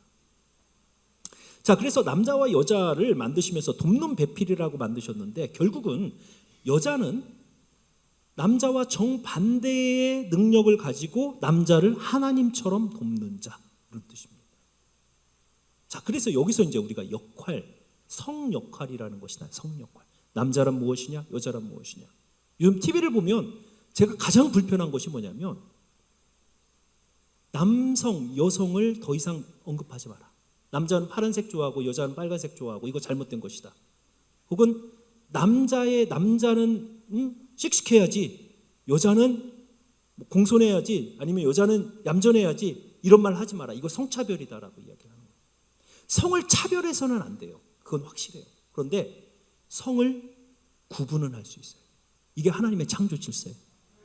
남자를 남자라고 부르고 여자를 여자라고 부를 수 있는 세상이 하나님의 창조 질서가 온전히 세워져 가는 세상이고, 하나님께서 남자에게 주신 성 역할이 있고요, 여자에게 주신 성 역할이 있어요. 이것을 서로, 남성은 남성다움을 잃어버리고 여성은 여성다움을 잃어버리는 것을, 이것이 좋은 세상이라고 이야기하는 세상은 제가 볼 때는 창조를 파괴하는 세상입니다. 그래서 우리가 남자와 여자를 하나님께서 어떻게 다르게 만드셨는가, 처음엔 불편하지만 그 다름이 결국은 우리를 좋은 사람 만들어가는, 하나님께서 또 다른 우리의 삶에 만들어 가시는 과정이거든요. 자, 남자와 여자의 다름, 꼭 이게 100% 정확하지는 않지만 통계적으로 남자와 여자는 두 가지 방식에서 다르게 만드셨습니다. 인식론, 보고 듣고 생각하는 방식과 그것을 행동하는 방식, 이 두 가지로 나누어서 남자와 여자는 다른 방식으로 생각하고 다른 방식으로 행동하게 만들었습니다. 남자들은 하나님께서 남자들을 정보라고 하는 것, 혹은 느낌이라고 하는 것을 받아들일 수 있는 그 기관을 하나님은 뭘로 만드셨냐고, 귀와 눈으로 만드셨어요. 그 남자들은 많이 듣고 많이 보는 것을 통해서 내 머릿속에서 그 정보들을 정리하고 분석해서 그것을 한참 시간이 지나면 내 마음으로 느끼고, 그리고 또 한참 시간이 지나야 그걸 내 입술로 이렇게 고백해요. 그러니까 우리 자매님들이 크게 착각하는 게, 우리 형제들한테 금방 무언가 마음의 이야기, 마음의 소리를 듣기를 원하는 거예요. 우리 결혼하신 분들도 남편분들이 여보 미안해, 뭐 이런 이야기를, 여보 사랑해, 이런 이야기를 빨리빨리 해주길 바라잖아요. 그런데 저희는 좀 시간이 필요해요. 하나님 그렇게 만드셨어요. 그러니까 보고 듣는 것을 머리로 한참 생각한 다음에, 그리고 또 한참 지나야 느껴요. 그리고 나서 진짜 잊을만 하면 말로 이렇게 나오는 거예요. 이게 이제 인식론이에요. 인식론. 그런데 여성들은요, 여성들이 뛰어난 이유는 남성은 보고 듣고 분석해서 알아야 되는 것을 여성들은 그냥 압니다. 이게 직관이에요. 직관. 그러니까 이건 부정할 수 없는 그 능력이에요. 그러니까 남자들이 한참 분석하고 나서 자기네들은 논리적이고 합리적이고 이렇게 해서 결론에 다다른 것을 여자들은 딱 보면 알아요. 그러니까 하나님 그렇게 만드셨다니까요. 왜요?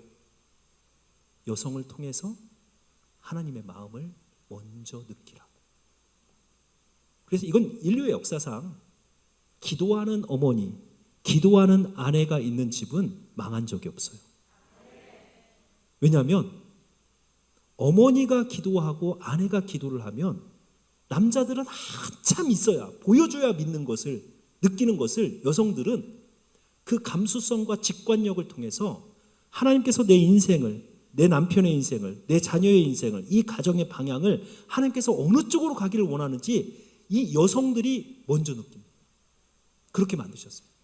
그래서 여자를 우리가 히브리어 단어로 이샤라고 부르거든요. 이샤. 그런데 이 단어가 어디서 오냐면 이쉬라고 하는, 남자라고 하는 이 이름에서 이쉬 그 다음에 아 이러면 이샤인데, 이 아가 뭐냐면 전치사예요. 전치사인데 뭐뭐 안으로라는 뜻이에요. 그러니까 여자 이름이 이샤라는 뜻이 남자 안으로 그런 뜻이에요. 이름 자체가 여자는 존재 자체가 남자 안으로 들어가는 사람.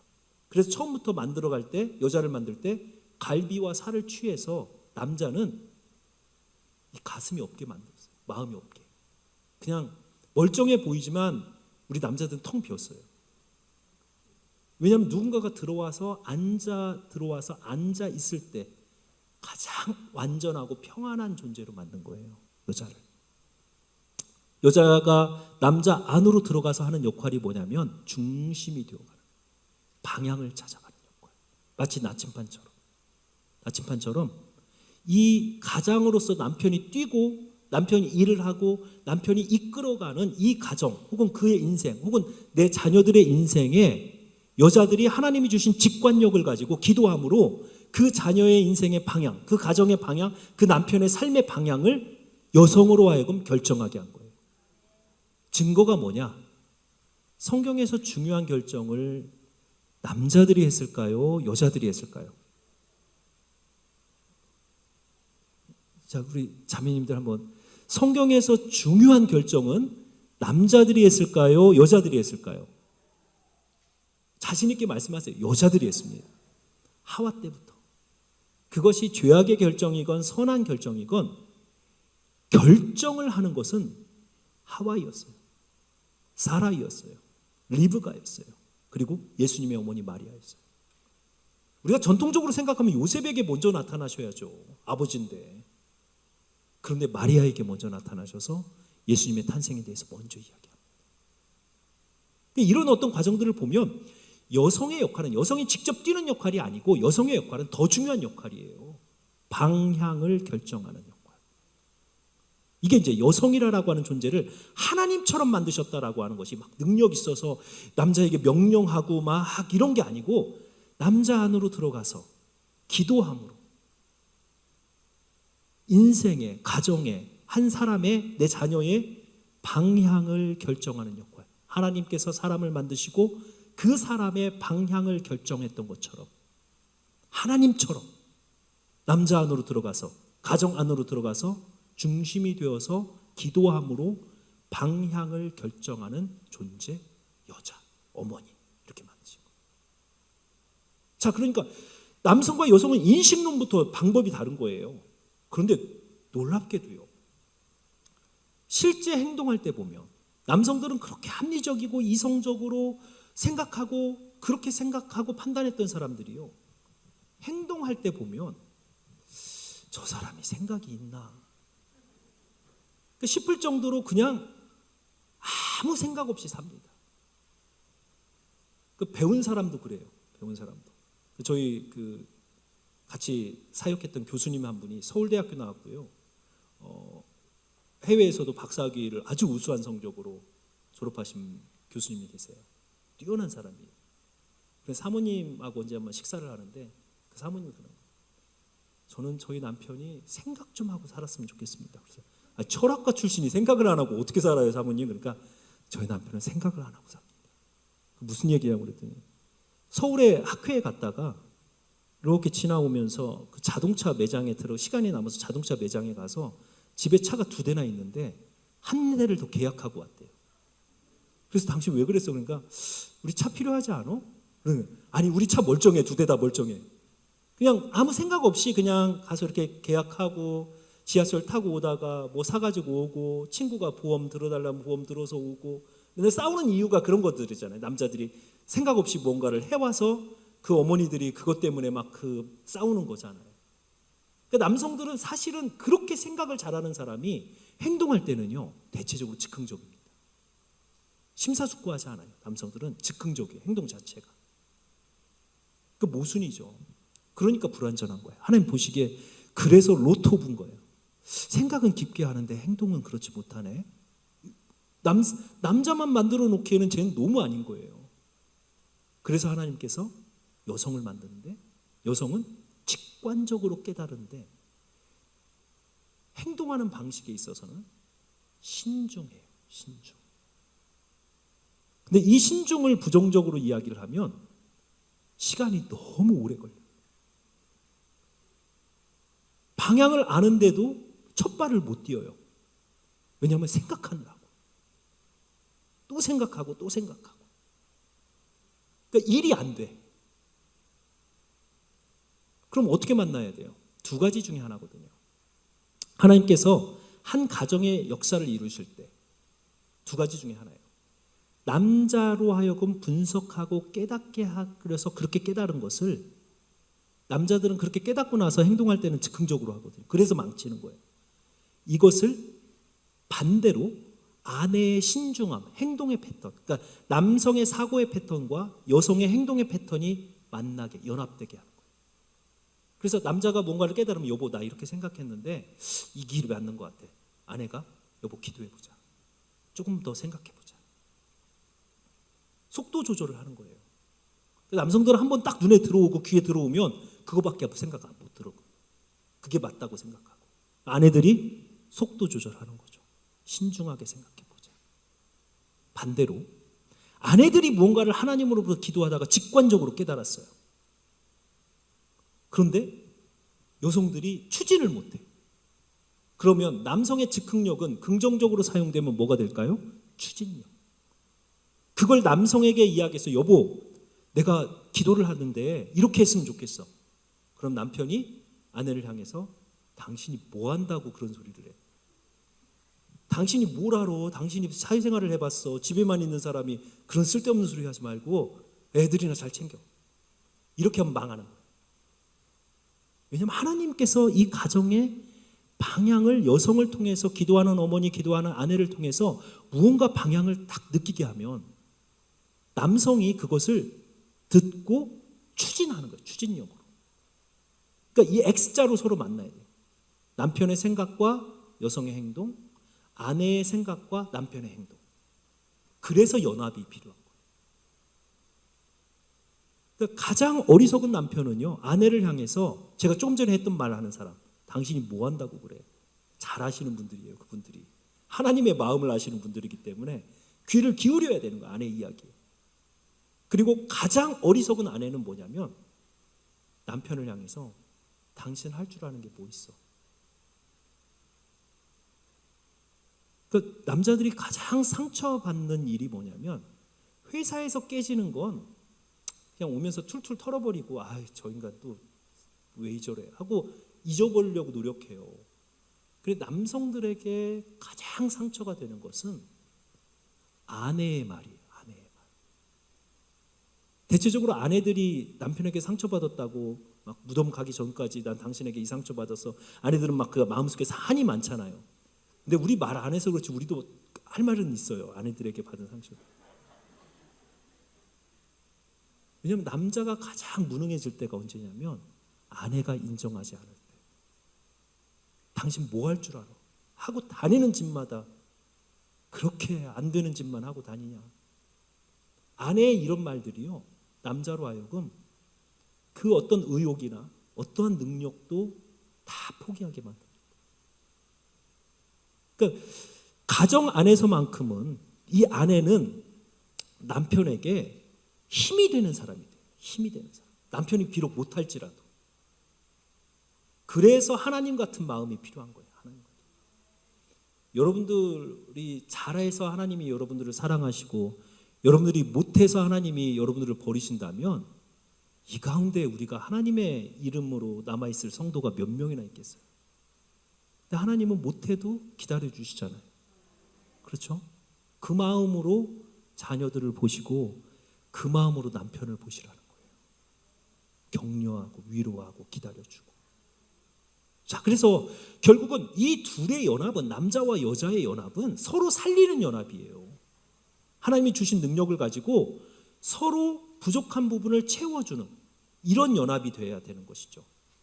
그래서 남자에게 하나님께서 육체적 힘을 주셔서 가정을 지키고 가정에게 필요한 것을 공급하라라고 육체적 힘을 주셨다면 남성의 마음은 굉장히 연약하게 만듭니다. 왜냐하면 힘도 있는데 마음까지 강해요. 그러면 깡패죠. 그죠? 힘도 센데 마음도 악해. 그럼 뭐 그 인간은 어디다 쓰겠어요? 그러니까 남자들에게 힘을 주시는 이유가 뭐냐면 아내를 구박하고 누르고 자녀들에게 힘으로 막 이렇게 하라고 주신 것이 아니고 보호하고 가정에 필요한 것들을 공급하라고 남성에게 힘을 주시는 거예요. 그런데 반대로 마음은 굉장히 연약하게 만듭니다. 우리도 드라마 보면서 울고 싶어도 아빠들 꾹 참는 거예요. 저도 이제 막 50이 넘어가니까 요즘 드라마, 예전에는 드라마를 보면서 울적하는 이런 게 없었는데요. 요즘은 갑자기 이렇게 드라마 보다가 하고 일어나요. 너무 울적해가지고. 그러니까 남성들이 마음이 하나님의 의도적 굉장히 약하게 해주신 거예요. 그 여성들은요 반대로. 여성들은 육체적으로 남성에 비해 연약하게 만들지만 마음이 엄청 강합니다. 마음의 힘을, 내적인 힘을, 강한 힘을 준 거예요.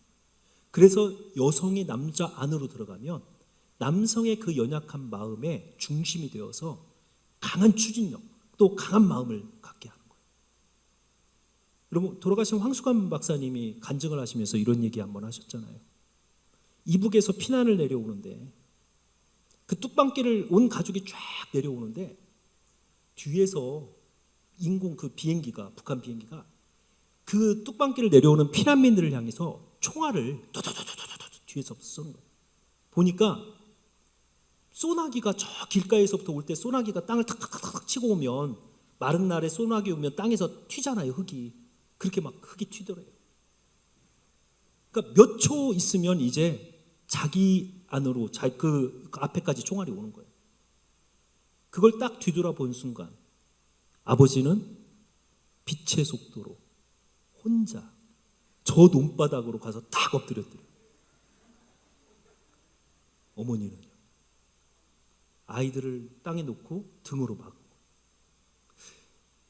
1초도 안 되는 순간에 사람이 죽음이라고 하는 것을 앞에 놓는 순간에 어떻게 그런 판단을 할까요? 내 총알이 오면 내 등에 박히고 내 자식들을 살리기 위해서 자식을 땅에 놓고 품는 그것들이 강한 마음, 어머니들의 강한 마음. 이게 하나님 주신 마음. 우리 선조들이 그러잖아요. 일부 함원, 5월 비상. 엄청 멋진 말 같지만 여자가 하늘 품으면 5, 6월에도 서리가 내린다. 기후변화를 일으킬 수 있는 여성들의 마음이라는 거예요. 그 정도로 이 여성의 마음이라고 하는 그것이 강한 거예요. 하나님. 그러니까 여성들이 어머니가 되면요, 이 마음의 이 파워가 한 10배는 되는 것 같아요. 그 어머니들이 자녀들 키우고 가정을 지켜가고 이런 얘기들 들어보시면 진짜 초인적으로 사시는 거예요. 초인적으로. 그들이 육체적 힘이 강해서가 아니고 마음의 힘이 강해서 육체의 연약함을 다 이기고도 남는 거예요. 그러니까 이 어떤 외적인 강함과 내적인 강함이 만났을 때 온전한 사람이 되는 거예요. 온전한 사람.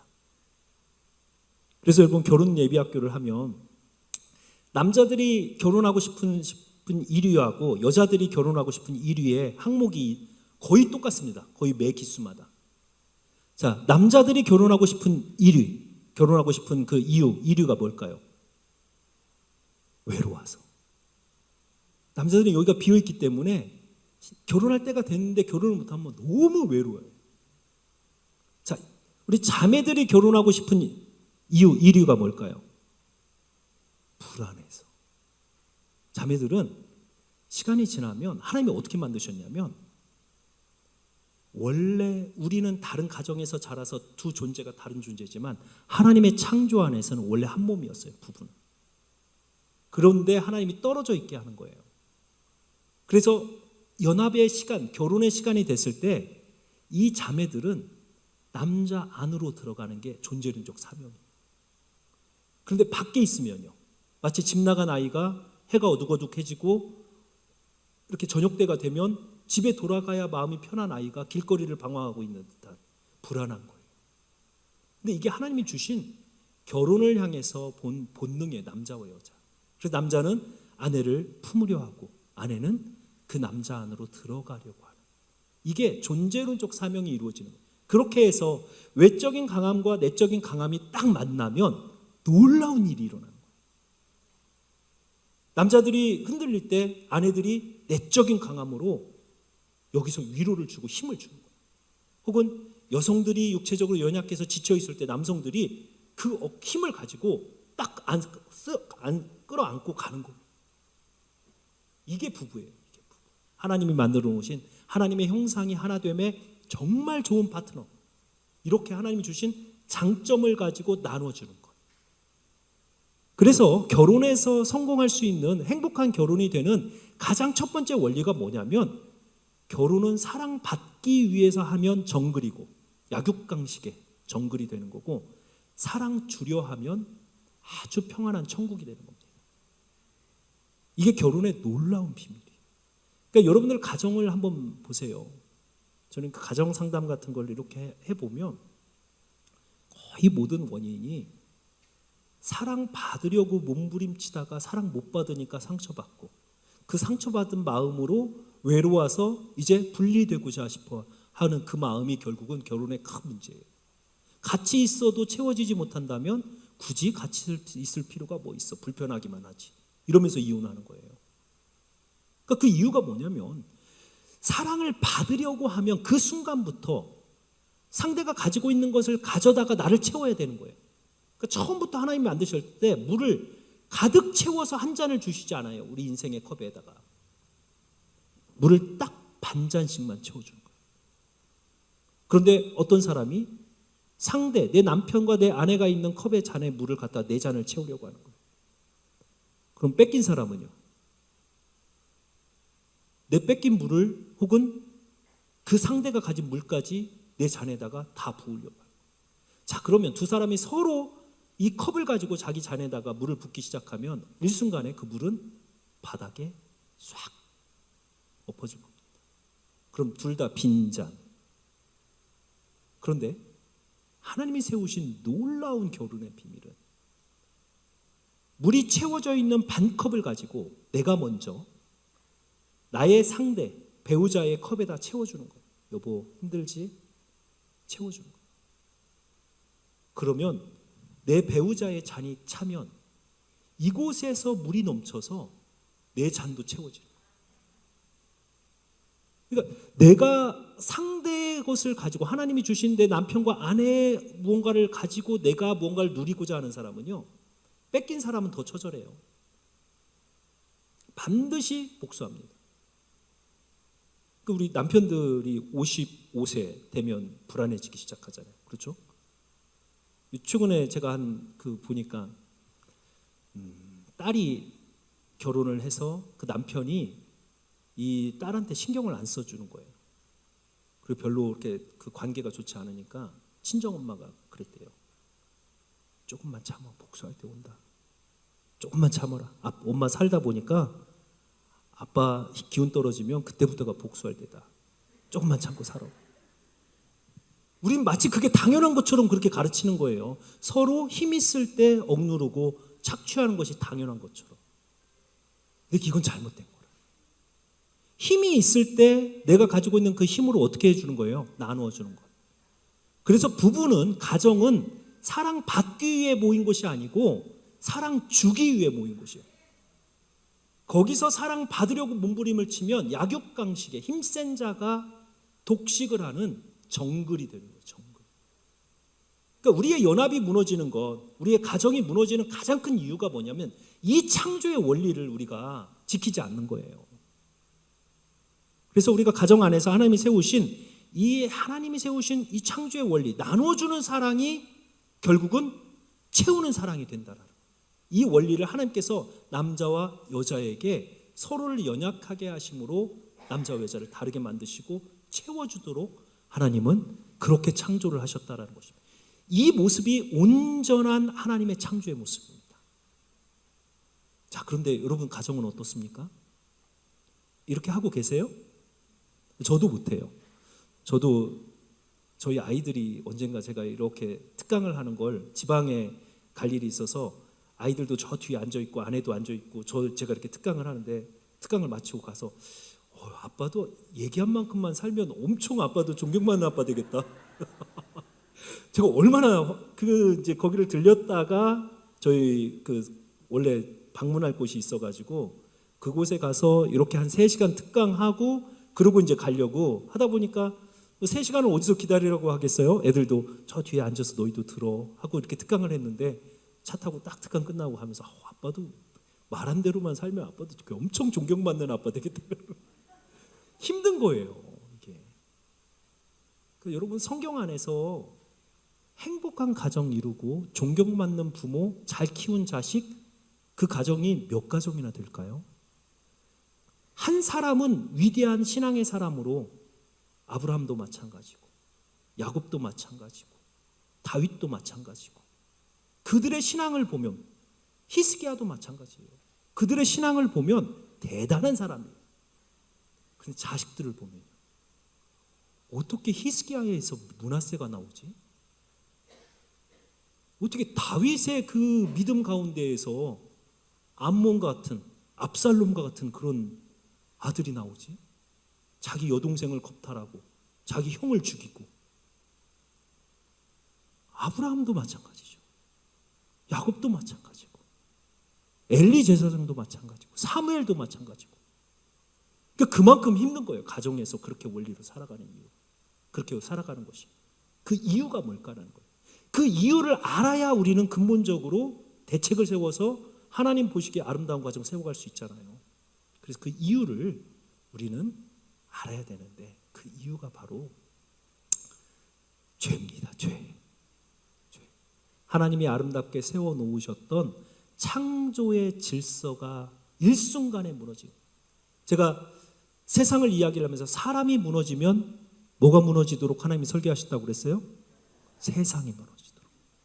그런데 창세기에 그렇게 하나님께서 아름답게 만들어 놓으시고 보시기에 힘이 좋으셨더라 라고 하는 이 창조의 마지막에 인간이 선악과 앞에 서서 그가 스스로 하나님이 되고자. 근데 누가 이 참 뱀이라고 하는 존재가 영악한 거예요. 왜 아담에게 먼저 가지 않고 하와에게 갔을까요? 아니 아담이 가장이라며요. 그럼 아담에게 가서 유혹을 해야 하잖아요. 그런데 왜 하와에게 가서 유혹을 했을까요? 누가 결정권자예요? 중요한 결정 누가 한다고요? 여자들이. 그러니까 만약에 아담에게 유혹을 했으면 뱀은 2번 하와를 설득했어야 될 거예요. 아담이 넘어갔어도 하와가 안 돼. 그러면 안 되는 거예요. 그러면 반대로 하와가 오케이 하면 아담은요.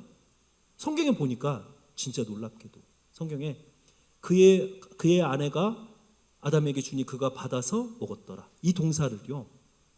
그 사이에 문장이 끊어지지 않고 이 사이에 아내가 준 것을 아담이 받아서 먹는 사이에 긴 시간이 지나가지 않고 생각하지 않고 받아서 주니 받아서 먹었더라. 이 3개 동사가 연속으로 나타납니다. 이게 뭐냐면 이게 여성의 역할이에요. 영향력이 여성의 영향력. 하나님은 아담에게 분명하게 먹으면 반드시 죽으리라라고 했는데 아내가 주니까 그냥 그것을 받아서 생각 안 하고 먹었다라고 이렇게 됩니다. 그러니까 이 뱀이 엄청 영악한 거예요. 결정권자에게 가서 그를 설득시키면 아담은 그냥 넘어온다고. 그런데 결국 하와를 설득했던 그 선악과를 먹으라라고 하는 것을 설득했던 최종적인 뱀의 달콤한 말이 뭐였냐면 너희가 이것을 먹으면 하나님처럼 되리라. 우리의 인생이 무너지는 가장 위험한 순간이 바로 나의 인생 가운데에서 하나님이 기억되지 않을 때, 내 인생 가운데서 창조주 하나님이 여러분들의 직장에서, 여러분들의 가정에서, 여러분들의 학업에서, 여러분들의 꿈 가운데에서, 여러분들의 비전 가운데에서, 여러분들의 인생 가운데에서 창조주 하나님이 기억되지 않고 나의 꿈을 꾸고 나의 계획을 가지고 내 인생을 살아가면서 나의 만족을 위해서, 내 성공을 위해서 살아갈 때가 여러분들이 선악과 앞에 서서 죄악의 문턱에 가장 가까이 나아갈 때입니다. 요즘 세상이 위험한 이유가 바로 이것이에요. 그 어느 때보다도 지금 이 세상이 위험한 이유가 우리를 선악과 앞에 세우고 가장 설득력 있게 세상의 모든 사고와 생각과 미디어와 광고가 다 뭐라고 이야기합니까? 네 꿈을 꾸고 너를 위해 살고 네 인생을 살아라. 다른 사람을 고려하고 다른 사람을 생각하고 누구의 인생을 사는 것이 아니고 너는 너의 인생을 사는 것이다. 네 하고 싶은 것을 하면 가장 행복한 것이다. 그 인생이 가장 위험한 인생, 가장 불행한 인생인지도 모르고. 그러니까 지금 결국은 인류가 인생이 무너지고 창조 세계가 무너지고 그 사람이 무너졌던 가장 근본적인 이유가 나의 인생 가운데 창조주 하나님을 고백하지 못하는 사람. 그래서 여러분 선악과를 에덴 동산 어디다 세웠어요? 기억나십니까? 중앙에. 아니 그렇게 위험한 거면 먹으면 바로 죽는 거면 선악과를 감추셔야죠. 그런데 왜 동산 중앙에 세워서 오고 갈 때마다 항상 지나가는 동산 중앙에다가 그 위험한 것을 하나님께서 세워두셨습니까? 우리로 이야기하면 아이들을 혼자 집에다 놔두고 나서 아주 독약을 TV 앞에다 놓고, 근데 그 약이 꼭 젤리처럼 생긴 약이에요. 보기에도 좋고 아주 그 보기에도 먹기에도 아주 좋은 것처럼 보여요. 아이들이 좋아하는 타입에. 그걸 놓고 너 이거 먹으면 죽는다 하고 나간 거예요, 엄마가. 하나님도 선악과를 다른 과일처럼 아마 탐스럽게 생겼을 거예요. 그런데 왜 그걸 동산 중앙에다 놓냐고요. 그 이유가 있습니다. 매일 아침 하루를 시작하면서 반드시 거쳐야 되는 그 선악과 앞에서 하나님은 나의 창조주이십니다. 선악과를 바라보면서 하나님은 내 인생의 주인이십니다. 나는 하나님의 형상입니다. 오늘도 저는 하나님의 형상으로 하나님의 일을 이루면서 하나님의 능력으로 살겠습니다. 이렇게 고백하고 살으라고 동산 중앙에다 둔 거예요. 그런데 그 선악과를 바라보는 어느 순간, 죄가 들어온 순간 그 선악과를 먹으면 내가 주인이 되고 나의 일을 하는 거고 내 꿈을 이루는 것이고 내 인생을 사는 것이고 내 능력으로 사는 것이라고 생각이 바뀌기 시작하는 거예요. 그리고 그렇게 사는 것이 멋진 인생이라고 생각하는 거예요. 그러니까 우리는 날마다 그 선악과 앞에 서서 무너지는 거예요. 창조주 하나님을 만나지 못하기 때문에. 자, 그래서 우리의 삶이 왜 불행하고 왜 우리의 가정이 이렇게 지치고 이런 것들은 결국 죄의 문제입니다. 자, 우리 잠깐 쉬었다가 그러면 이 죄를 어떻게 이겨서 나의 사람, 가정, 인생을 회복할 거고 행복한 인생, 좋은 사람, 아름다운 성을 이룰 것인가 라고 하는 이 이야기는 잠깐 쉬었다가 뒤에 하겠습니다.